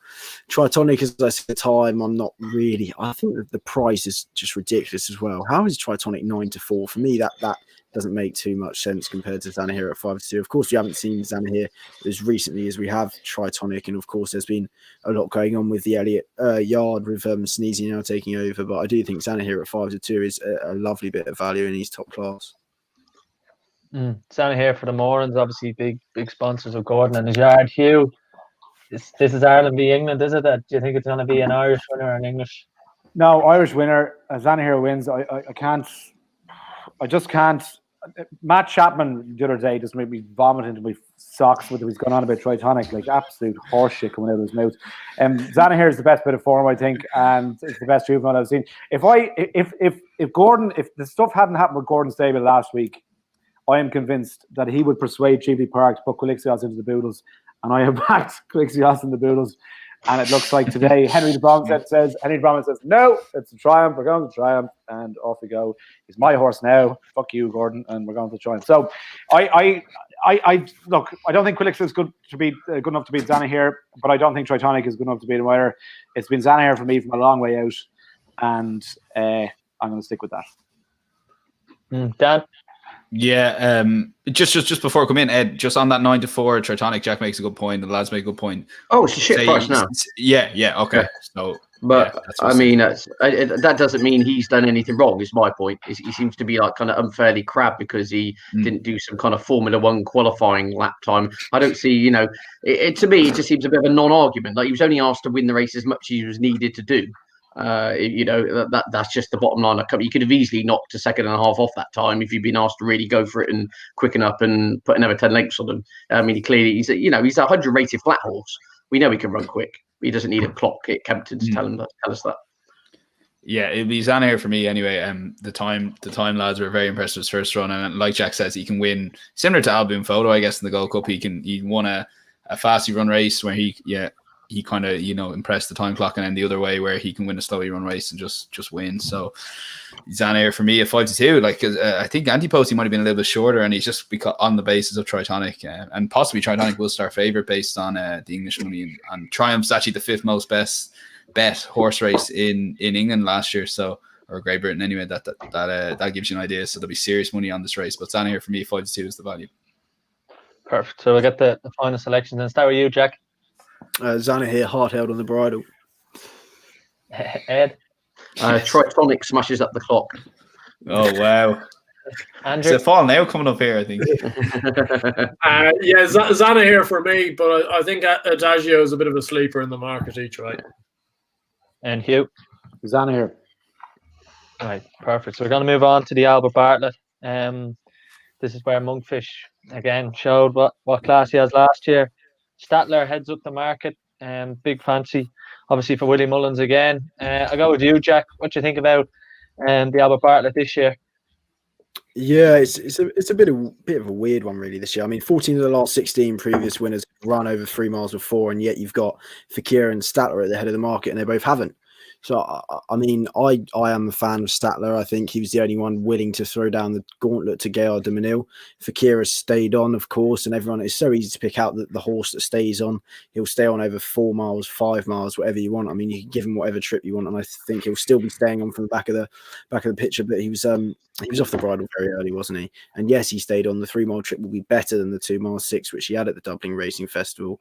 Still don't think he'll be able to get near Statler, even though he did that day. But I think Statler's still a decent enough price at 11-2. There's one, I think he's 66-1 now. I'm going to mention he was 100-1, and that's Jonathan Sweeney's Marla All-Star, who hasn't been seen since the maiden. He was 10 lengths third to Statler last time out. He was 3 lengths or 7 lengths behind Glens of Antrim that time as well. He was tried in the bumper last year, the champion bumper, finished 12th. So Jonathan Sweeney isn't as afraid of putting him in these high class events, and he was 6 lengths to Appreciate It in his first bumper. Now he was entered over 3 miles at Punchestown last month, the race that Pure Genius won, and he was well back that day, and it was horrible ground. That's the only kind of question I do have. But I know that Jonathan Sweeney is definitely keen on getting him here, and I think 66-1 could be the kind of each way angle if you're looking outside it. I mean, that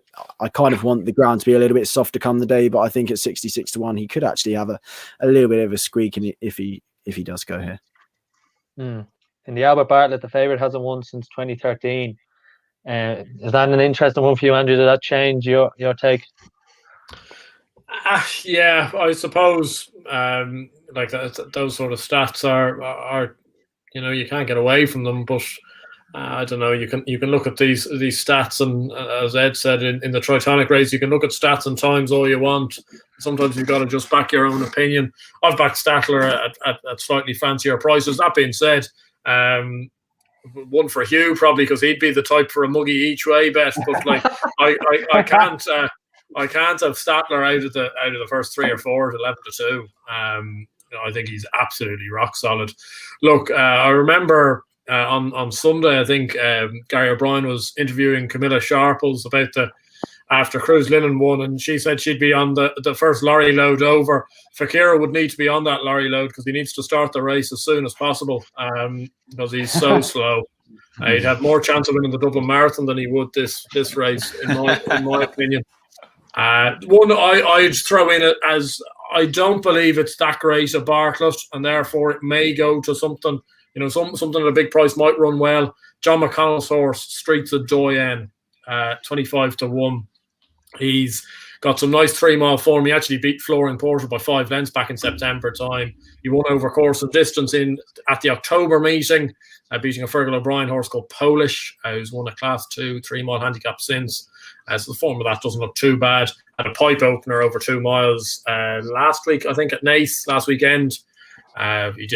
He came 5th or 6th, I believe, but he needs the full extent of 3 miles. Better ground will really suit this horse, and he is going for the race. So 25-1 looks big on him, but it'd be Statler for me, but Streets of Doyen as a small saver. Hugh, any fancy? I don't really have a strong opinion in this one. At the prices, I probably back Barbados Books maybe each way. Just because I don't know, I'm not convinced about Statler. I know, and Fakir as well. I obviously watched the race at Goyer, Dimas Neil won, and obviously Statler second, and Fakir was coming, and everyone saying, "Oh, look, the trip will automatically transfer to an improved performance." I don't necessarily buy that. So at the prices, maybe Barbados Books each way, but it would be for very small stakes. I don't have a strong opinion. I'm sick that. Is it Gentleman's Game? What's Mouse Morris's horse that could have run in this and decided not to go in the festival? Is it Gentleman's Game? I think it is. Correct. I backed him and he posted 20-1, and I'm sick to my stomach that he's not going. But so that was my main fancy in the race, and Barbados Books tentative each way. That's really all I have in this. This seems like a race for a big anti-post. Have you got one? No. Well, you built me up there. I'll be. Is Farouk Deleng going to line up? He looks like a 7-miler. I'd love to see him in this if the ground was soft. If I was going to throw one in here, only on the basis of, quote Willie Mullins, he's the most ground-dependent horse in my yard. He must have it good. And there is Ngolo, who I gather is probably going to line up in this. Now, it seems daft. Yeah. In fact, he's been almost exclusively campaigned over 2. He's been staying on over 2. It's a bit of a pie in the sky. I've checked his price. He's 20-1. It's abysmal. I was hoping for 50s plus. But it is interesting. You'd have to respect the connections if they did line up on that, given that the ground is going to be pretty quick by the Friday if weather holds true. But this is a muddling old race. This one. I've kept looking at it, and I'm struggling to come up with a kind of conclusive argument. There's kind of muddling form lines, muddling ground requirements, muddling trip requirements, load of non-stayers at the top of the market. I don't know.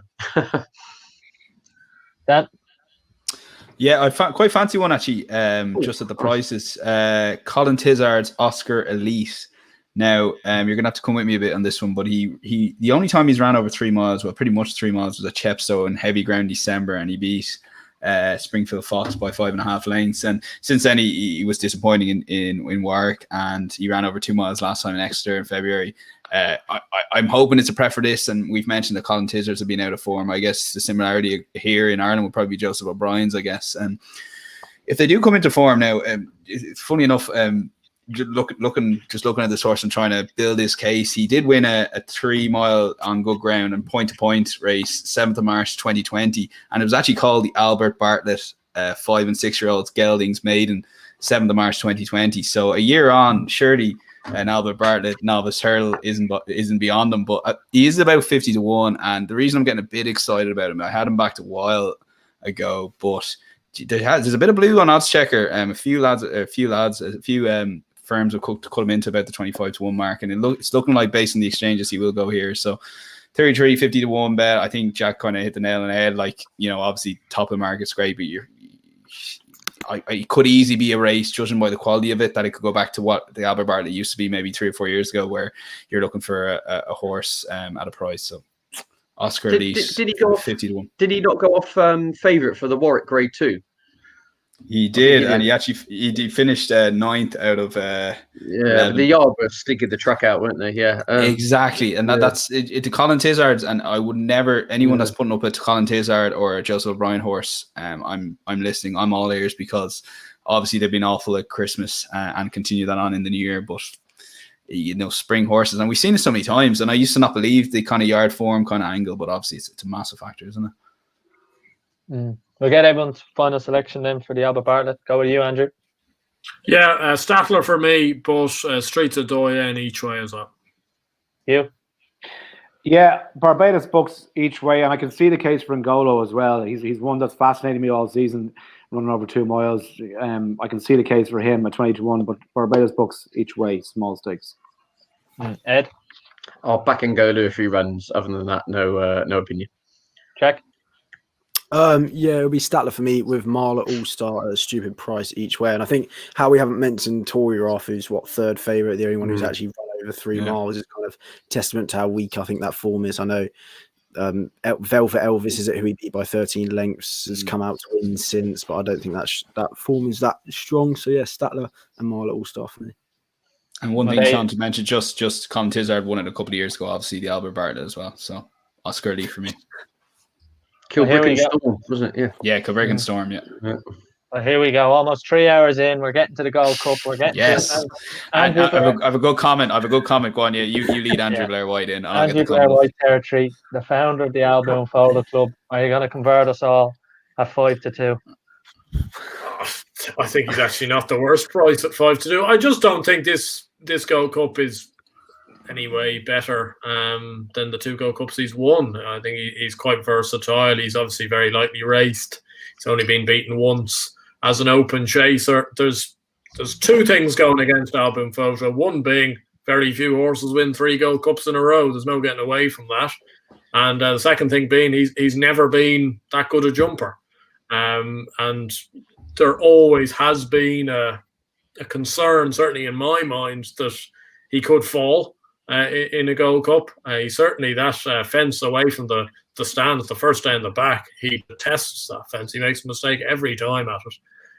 That being said, look, your second favourites in there has run in a 2 mile race. Does Champ have the ability? Maybe. Does he have the mind?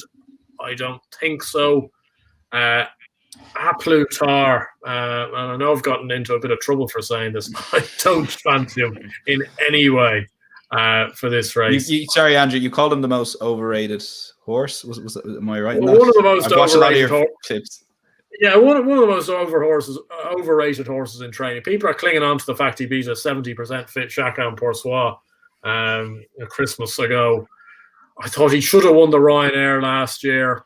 Didn't. He should have gone past Min. Min wasn't, finding too much at the back of the last.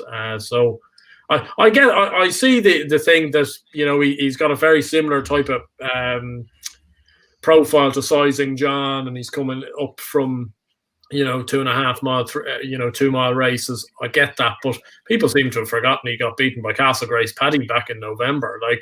I'm not sure about his form, just personally. I'd give a chance more to Manella Indo. I'd chance him on better ground. Jack Kennedy on him. Jack's a very quiet rider that might suit Manila Indo. I thought that the Irish Gold Cup, it was just we have to get him round safely. But yeah, good man, Jack. That's probably fair enough. But I have backed him the last 2 years. Look, I think Album Photo, he's rock solid in this race. I just hope he wins, actually, because he's a horse that people just love to just throw stones at. And every year he keeps coming to the well. And if he comes to the well again, yeah, you'll be seeing me doing weird stuff on Twitter. That's for sure. I might be jumping out of the attic window this time round and hoping somebody catches me down the road. But yeah, I hope he wins. And I wouldn't put people off having maybe a couple of quid on Manila Indo. Hugh, it could be an incredible story for Willie Mullins, having gone years without winning it, to win 3 in a row with Paul Town, and obviously in what happened in Butcherstown a few years ago. Is this 5-2? Is that going to tempt you? You know what? I backed Album Photo last year. We did a preview night for a local kind of charity where I live in Wicklow here, and we got 5-1 for Album Photo to win the Gold Cup, and I took whatever I could get on that in the local place here. And I'd love to see him do it. I like the horse. I think he does suffer for his prep, and I think he does suffer for the lack of appearances around the kind of sexy times, which is the Christmas festival at Leopardstown and the Dublin Racing Festival of the last couple of years. That he doesn't maybe garner people's imagination because of the fact that he doesn't run there. He goes to the moor on New Year's Day when everyone's hungover and barely can get off the bed. I do think he suffers for that. And I agree. I totally agree with Andrew. He deserves more credit. He absolutely, and he deserves to be favoured here. And, if his nearest rival is Champ, is one of the 2 mile chase once this season, if that's the closest we're talking about in terms of betting, then I probably will back him again this year. I was a huge fan of Manila Indo all season long until he fell at Christmas, and then obviously didn't get home at all in the Dublin Racing Festival, and that has really kind of blotted his copybook with me. So I can't have him even at 14-1. I would love to think that Jack is a brilliant horseman, so I would love to see that Jack maybe gets a little bit more out of him. Not to say that Rachel Blackmore isn't, but I thought a lot more of him this season, and he just hasn't delivered for whatever reason. I think Kenboy is being overlooked. He's done everything this season. Obviously, just touched off by at Plutard at Christmas, and then came out and won again at Leopardstown in the Gold Cup. And at 14-1, I might have a little small each way, but I have to say, Album Photo's done everything right. His preparation has been perfect every year. He's a 2-time Gold Cup winner, and he's 5-2 against an average enough field. If you're just doing the equation here, join the dots. He's the bet. He's the bet at 5-2, Album Photo. Ed, I'm going to ask you about Frodon as someone with a good bit of value. One on St. Stephen's Day here, won the King George. Do you fancy it? Not massively, but then there is an argument. He is massively overpriced. I think someone threw the stat at me. He'd be the biggest price King George winner in 40 years going off in the Gold Cup to go off double figures. There is an argument, given his Cheltenham form and his form on good, that he should be a lot shorter based purely on that basis. And given that he has there's still that stamina doubt about him, isn't there? And just hopping back to the Album Photo point, I agree with you and Andrew here. I think the public don't like him because he's got a really crap name. I think that's got something to do with it. But B, also, what really got to remember with Album Photo is he didn't have that wave of invincibility through his novice campaign. If you remember, he was not a horse who was absolutely beating everything out of sight in the manner of an Envoy Allen or a Monkfish. It's only since he kind of went into Open and Company, he was a bit of a late blossomer in that respect. And so I think it's taking everyone a bit of who's this Album Photo? We see him run at Tremor when he turns up and wins a Gold Cup. We never heard of him 3 years ago. And I think there's a little bit of that attitude about it. And perhaps that kind of cynicism is factored into the price that, a 2-time Gold Cup winner, you could argue, should be more 6-4 than 5-2. I think there's an angle in that respect. I mean, I disagree with Andrew on the Plutard in terms of what he's actually really done wrong, because he is unexposed over the trip. And since he's gone up in distance, he has taken his form up another notch once again. He's a previous Cheltenham Festival winner, and the kind of sizing John plans kind of do come through, if you like. And I mean, he thumped Allaho 20 lengths. You could argue was perhaps a non-stare as well. So I mean, it doesn't look bad, does it? It's a funny old race. I agree with you with Champ. I was having this chat the other day to someone who's not massively into horse racing. I said, there's a horse called Champ. He's now 5-1 to win a Gold Cup. He's run once in the last year when being beaten by a horse who's currently 50-1 to win the Champion Chase over 2 miles. And they look to me like, from like Jupiter or something. They get like, what are you on about? And I can't see that angle. I think Champ is a rancid price. He really is. Like, not to say he won't win, but on what he's actually achieved, I mean, it's bewildering, to be honest with you. So, in long and short of it, Frodon is a bit of a weird one. I think there is a little bit of snobbery here, a bit like, he's only Frodon and he's a good 2.5 miler. He did fairly bolt up at the King George, and everything we heard in the aftermath was how Clandersover didn't do this, and how Surname didn't do that. Are we not perhaps not giving enough credit to Frodon, the fact he just ran them ragged and put them out of their comfort zone? I don't know. Essentially, I'm Team Henry de Bromhead in this race. I'm a Plutard and Manila Indo Vida Field. Manila Indo's key issue this year is his jumping has gone to absolute pieces. Now, whether that's just because at the top level he's being found out and he can't quite live with them, or there's been an underlying issue that Henry will get to the bottom of. Either way, his Cheltenham Festival form is absolutely stunning, and that cannot be overlooked. He's a proper old-fashioned stayer, and in a race where we're perhaps questioning, you've got a horse on the back of a 2-mile prep, you've got Frodon who might not stay, you've got Lost in Translation who has nosebleeds every 5 seconds, you've got Santini who looks totally gone at the game. I think he will stay. He's got stamina in the locker. And if he can, Jack Kennedy, I agree with Andrew's point. I think Jack Kennedy, for whatever reason, just feels like a natural fit based on absolutely nothing. It just feels like the two of them probably should go well together. And he'd probably be my each way player at the prices. I backed him a year ago and he's now the same price. So I definitely got the value there. Sean, by the way, you've just had your text of the night there. I don't know if you saw that from Peter's Punts. Did you see it? I've seen it, yeah. I was just going to say, we're going to move to California, claiming he didn't get the support that he deserves. That's if you beat that, fair play, I think.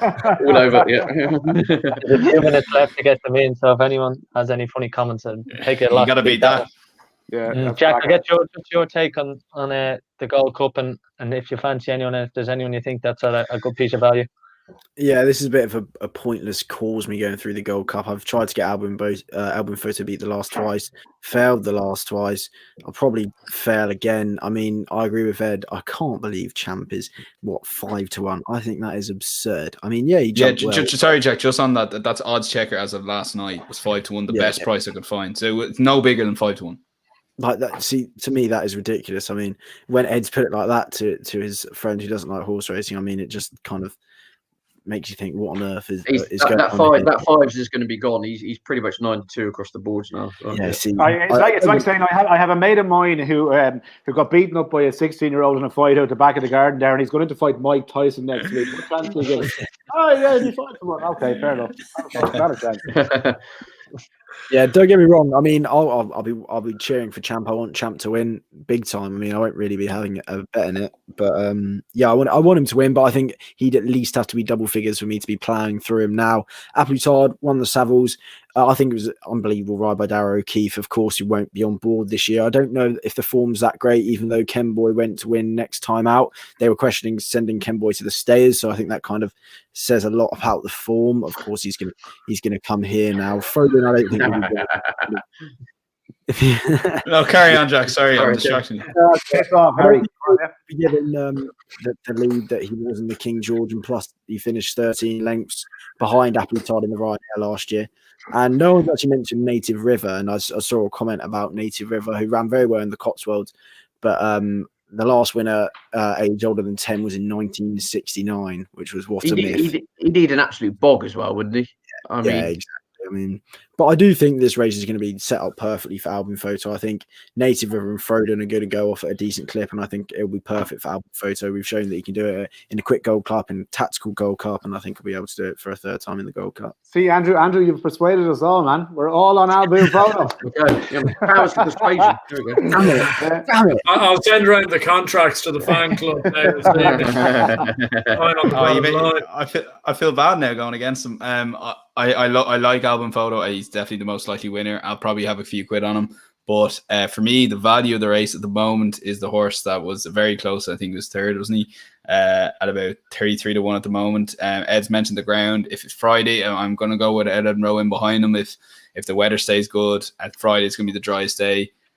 33-1 on Lost in Translation. I've been burnt so many times. I've lost an absolute fortune on him. And he won at Carlisle. Funny enough, whatever odds he was, I haven't checked the form recently. If someone tells me what odds he was in Carlisle, I backed him that day. Whatever odds he was, I backed him that day. And then I backed him in. Win, Dad. He cannot win this race. He doesn't have to win. He doesn't have to win a 33. He just has to win a second or third. He can't even. Not a chance. Not a chance. But to be honest with you, I had him back to Andy Post for the Gold Cup last year. So again, I'd given up on him. And I saw him jumping the last. Again, I was right in line with going, he could win the Gold Cup. I felt like I would rob people. Over the pool of blood that was dripping from his nose to get over. He could finish third. He could finish third. I mean, he was leading last year's Gold Cup with 100 yards to go. Exactly. And I know it's a slowly run race. To But be honest, the problem is he looks cooked. He looks cooked. That's the problem, isn't it?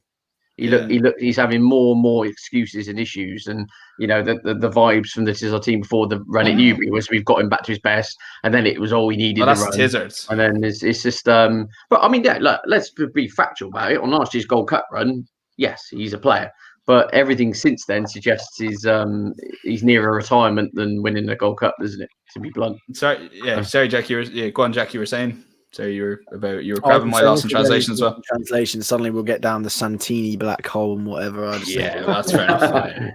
You need to join me, Dan, in giving up on Windsor Avenue. Like, there's just some horses that you need a snip. You need to snip.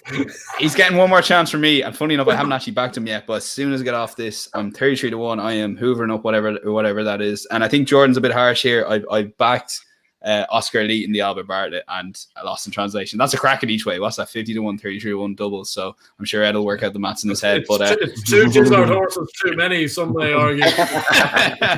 I'm delighted. 540. What was that, Hugh? Sorry. I said a 50-1 and a 33-1 each way double when they both pull up is worth sweet F80. Yeah, and that's true. Someone said earlier about that, but a good ground in the Gold Cup, considering last year. I know he got the run of the race. Stick to your guns. Yes, I'm panicking here big time. One more deviator against that. I'm going against it. Lost in Translation, 33-1 is the value in the Gold Cup. However, like Andrew can shake his head all his want. I will be putting a lot of money on Album Photo as well. Don't get me wrong. So just because I'm tipping up a Lost in Translation, but final section of Sean, 33-1, Lost in Translation each way. Look at the Gold Cup last year. I couldn't believe it either. Jumping the last, I couldn't believe it. I was in front of it. I couldn't believe it. He was going to win the Gold Cup, and obviously he can't stay. But and if it's fast run, it'll be massive trouble, which it will be. But 33-1, I think the good ground could bring him into it. So the old dog for the long road, Lost in Translation. I think. Andrew, what's your final selection? I don't think many people need to know, but just clarify. Album Photo. Ed. I'm De Bromhead. I'm hedging my bets. I'm 2v the field, A Plutard and Manila Indo. Jack? No bet for me, but the Boom's going to make it 3 in a row. And I'm sure with true grit of teachers say that. Hugh? Album Photo for the party in Andrew's attic after the race. We'll be there. I'm sure there'll be a video from Foxhawk Church somewhere. We'll just take a very quick look at the Mayor's Chase. If anyone has any fancies, I hear a lot of people talking up Ellie May. There was a double on Paddy Power last night for Album Photo and Ellie May. Does anyone have any strong fancies in this one? Yeah, it's great that Paddy Power double. I saw people were able to get around 55 cents on, which was around the height of it.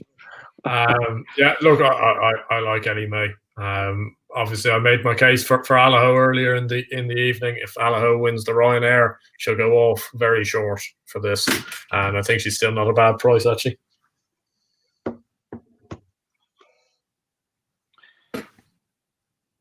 Ed? Yeah, I'd be LMA win. I do Shattered Love each way, just on the basis of I think she's still a little bit overpriced. She's a previous Cheltenham Festival winner. She ran over 2 last time, too sharp for her. Basically, it was a prep run for this. As I said, she's been there, done it, won at the festival. She's getting a bit old, but if she followed LMA home, I would not be shocked. Jack? Hopefully I'll be quitting while I'm ahead. I won't really be getting involved in the Mayor's Chase. I mean, Ellie May's, of course, the one to beat. Annie Mac hates Cheltenham. Cole Reevey might not go here. Has decent enough form with pencil full of lead. Ellie May is the one to beat. Hugh, do you agree? Do you think that that's a potential double there and last two Yeah. races? Yeah, I think Ellie May's the one to beat. If Scarlet and Dove turns up in this, I'd be interested in her each way at 25 to 1. She only ran last week, so I don't know what the plan is there. I actually haven't asked Kevin Blake about her, but if she was to turn up here at 25 to 1, I'd be interested each way on her. Dan, any fancy in the mare chase? Before I do, it'd interest you because if I had Kev's number, for example, I'd be bombarding him with Joseph O'Brien news off him. Are you like that? Text him in the WhatsApp all the time, or he's blocked me. To be honest with you, Dan, he blocked me there. Yeah, no, I know. Look, I don't. To be honest with you, that's his job, and like the odd question here and there. If I was looking to have a serious pun on something each way in a steer about what might go there, I might ask him, and he might, he said, look. He might tell me sometimes. Otherwise, if he'd be generally honest enough about it, if they haven't made up their mind, he'd just say, "Look, we haven't decided yet." But like everything, that's his job, and you don't want to abuse the position. So, just a 45 text a day so far, and I don't want to go past that. Yeah, you don't want to take the piss. I'd be similar with Ed here. Yeah, and Shattered Love. Look, I'll take a chance, mainly because I've missed the LMA prices all year. Like everyone telling me to get on LMA. I know Andrew Blair White was leading that. I know Gavin Lynch was leading that as well. Should be listening to people during January, February, and I'm like, I'll back that tomorrow. And now we're here. So at the prices, I'll take a chance on Shattered Love. It's not a massive bet race for me. Hashtag not long now. We'll get the final selections and your Napa Day 4, and then we'll come round to the charity bet. And for anyone in the comments, make sure to get any last funny comments in for, again, the charity bet, which is going to go to the Irish Injured Jockeys Fund. We'll start with you, Hugh, your selection in this, and then your Napa of Day 4. So yeah, I Scarlet and Dove each way in this, and then my nap of Day 4 is Zanahiyr. Andrew? Yeah, Ellie May in this, and the Boomster to make it 3 in a row. We're all waiting for that to come in, Ed. Shattered Love each way as an alternative, and the nap comes in the charity bet in a minute. We're waiting. Wow. Up to this, Jack. Tell you what, this charity bet, I'm literally going to put the mortgage on it. It's unbelievable.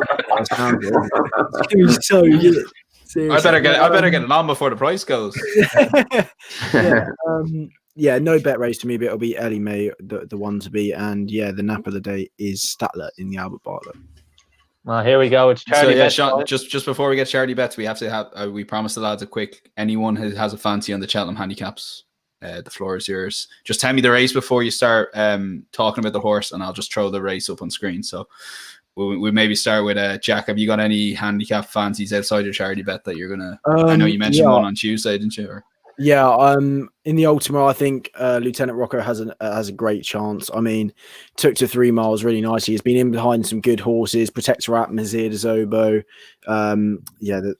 He just jumps so nicely. I mean, he steals lengths out of them, and he doesn't like to get. He won't be involved in the hustle and bustle. He likes to get out the front and get the business done, which I like to see. I mean, he won't be involved with what's going in behind, and I mean, I think this is going to be perfect for him. I know he's 7-1, and Nick Mitchell holds him in high regard.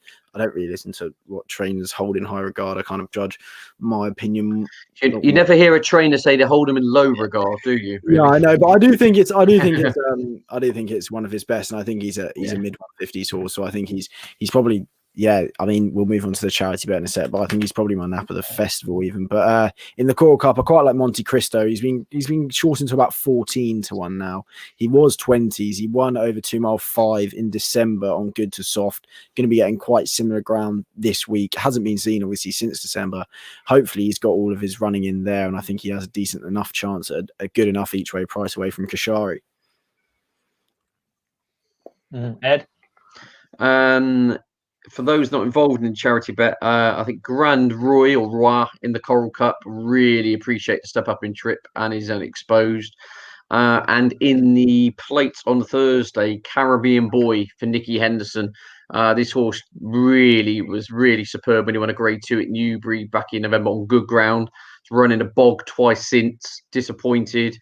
Form subsequently is not looked bad at all. Third behind Dashiell Drasher, that's come out and won the Ascot Chaser Grade 1, and then they dropped him back to the minimum trip of 2 miles on heavy ground last time. Was doing all his best work at the finish. He's back to 2.5. And Daryl Jacob, funny enough, has nominated him his best chance of the week. I think they had a similar type called Janika, who ran this off a huge weight a couple of years ago, went closer. I think it's a similar type of horse. So perhaps this one's a little bit more unexposed. So yeah, Caribbean Boy in the plate would really appreciate the ground drying out. Andrew, any fancies in the handicaps? Yeah, just outside the charity bets, one for the Boodles. I'm quite sweet on some of these Joseph O'Brien handicappers. I just think as he's been maybe not at his best this year, he might have some well handicapped horses. I quite like Druid's Ultra for this race. He might be a little bit below the standard, but he's a solid horse. I think you can still get 14, 16 to 1. I'd be surprised if he can't run into the frame. In the plate, I also like Joseph's Fee Duderie, very young, progressive horse. He's 10 or 12 to 1 of 145. He might have a chance. And the Martin Pipe, a horse I've liked all year, wide receiver. Robbie Parr somehow wasn't brought into the steward's room after the ride he gave him at Leopardstown, which was quite scandalous, to be honest. But he's in here off 136. The mark given to Gentleman to Me may have put a bit of a spanner in the works there, but I still think he's got a very good chance. You can still get 8 to 1. And Hugh? Yeah, I did pick up the bat phone to Kev this week to back a horse. But I backed last year in the Carroll Cup, and I'm convinced he would have won, but for falling at the last, and that's Column of Fire. I think they were expecting the handicapper to put him up more than they did, so he actually qualifies for the Martin Pipe this year. He's 14 to 1 for the Martin Pipe. He's 16 to 1 for the Carroll Cup. Whichever race he's declared for, it looks like they're going to go for the Martin Pipe, and that's my understanding of it because he gets in there. So 14 to 1 for the Martin Pipe, Column of Fire. If he ends up going the Carroll Cup, I will also back him in that at 16 to 1. So Column of Fire would be my bet in either of those two races. Brilliant. So we're going to move on now to the charity bet. And I think we won't keep people waiting any longer. Let's have your charity bet then, Ed. Here we go. Right, so this is the all to be pulled up lucky 15 of the festival. Now, I've done one each day. A bit of fun. In the Boodles, the Paul Nicholls second string, Hell Red, probably to be ridden by Bryony Frost. Absolutely hacked up, hard held at Chepstow on ground like tarmac back in October. We sent off 11 to 10 to beat Adagio and Dufflecoat in the Grade 2 at Cheltenham. I believe had a dislodged larynx, whatever that means, or something along those lines. But basically, he's had wind surgery since, came back at Wincanton, beaten 4 to 11. That's as fat as a pig, bottomless ground. The handicapper, what a gift, knocked £3 off him for what was a glorified fitness prep for this, given that Nicholls has said this was the target. It's been eased to 131, purely based on the ground, and Nicholls has got form for this. He's won this race 3 times in the last 15 years. He actually did it with Quilando, who was the outsider of his 3 horses back in 2015. I think he's a major player. All the talks have been about Hooghry in the build-up, but I think he's big on good ground. That's Hell Red. Moving on to the Wednesday, in the Grand Annual, Philip Hobbs, Richard Johnson, Zanza. Really looking forward to seeing this horse. Bolted up at Newbury on good ground. Was go to the Cheltenham December meeting. Really hot handicap won by Sky Pirate. He was trading odds on in running at the time of his departure, 3 out when he crashed out. Obviously, that's a negative coming into Cheltenham Festival on the back of a fall. The positive is he's been protected over the winter, A, in regards to not tackling the winter ground, and B, he's protected his mark. Comes in off 145. I'd like to think he's a lot better than that. He's been well backed in recent times. Ground should be in his favour. Jack will like this one on the Thursday. Champagne Platinum, How Far in the Per Temps final. I said I've had a few libel cases in my time, but this one was patiently ridden to be qualified for the Per Temps final at Haydock. I.e. Bowen Jr. looking around going 1, 2, 3, 4, 5, 6. Right, let's improve. 2, 3, 4. Right, let's improve. Finished second. I'm kidding, but no, he finished second, staying on like a train. Henderson said the headgear's going back on. Good ground, Cheltenham. He goes in there, and then the absolute blockbuster is in the county hurdle on the Friday. Time White for Paul Nicholls, and I imagine Harry Cobden. This horse actually traded favourite in running to win the Betfair hurdle, which Soaring Glory won. It was absolutely swinging coming to 2 out, fell in a hole. Has had a little issue since on. It was very tacky ground. Nichols says will run if he gets good ground. If not, they'll wait and go for the Scottish Champion hurdle. Well, whether forecasts hold true, the ground will be rattling. He's 33-1. Cobden and Nichols, that will be the combination there. He will go off at least half the price. Anyway, I'm waffling on here, but that is your 81,000 to 1 fourfold. So I've done it as an each way Yankee basically. That's the charity bet. We'll do it. We'll go out. Let's go on our shield. £1 win. I was going to ask it. Come on, let's not mess around. Come on, one for the Inter-Jockeys Fund, €1 win, lucky 15. Hell Red, Zanza, Champagne Platinum, and Time White. Can you just read the races out again? I know listeners. Yeah, certainly. Yes. Hell Red in the Boodles on day one, generally 16-1 shot. Zanza 12-1 to win the Grand Annual on the Wednesday. Champagne Platinum best price 7-1 to win the Per Temps final on the Thursday. Time White to win the County Hurdle for Paul Nichols on the Friday. Wow. Andrew, what's your charity bet? Does it top that? No, well, I thought mine was going to be Albion Photo. By 4. No, it's not going to be. I thought mine was going to be outlandish, but geez, Ed's put us all in the pitch here. I've gone for a very similar thought process though. £1 win, lucky 15. 2 of which I've mentioned before. Starting off with Kashari in the Coral Cup, 10-1. I think he's got a grand chance. Mullins has got a decent enough record in the race with classy enough horses of 146. I'd be disappointed if he wasn't banged there. I think this has been the plan. He got a soft ride at Leopardstown at the Dublin Racing Festival. Glens of Antrim 14-1 for the Marsh Novices hurdle. As I said when we were previewing the race, I think she could be backed off the boards for this. I think she could go very short, and I like the gelding's form in this race. The mare's form, I think, is much of a muchness. Probably my nap of the week. He's short for a handicap, but Run Wild Fred in the Kim Muir, you can still get 11-2. Is I think stealing money. He's been at the jiggery pokery all year. Run Wild Fred until the application of a bit of cash meant he jumped a bit better in the Toy Estes. Unchanged mark off 140. Apparently, he's burning up the gallops at home as well. I have heard that. So he is. I think he could go off 3-1, 7-2 on the day. Actually, I think he could be well gambled in. And my last one, I'm coming around to it just because it's good ground in the Grand Annual. And I'm also very hopeful that the new man on the block, Jordan Gainford, will be riding Chosen Mate. At 14-1. I know he's off 156, but if Gainford takes 7 off him, he's in effect only £2 higher than last year. He's also been at the jiggery pokery station with Run Wild Fred all winter. Where is this station? I need to stop off there. There's a lot of Gordon Elliott's horses stop off there in the winter time.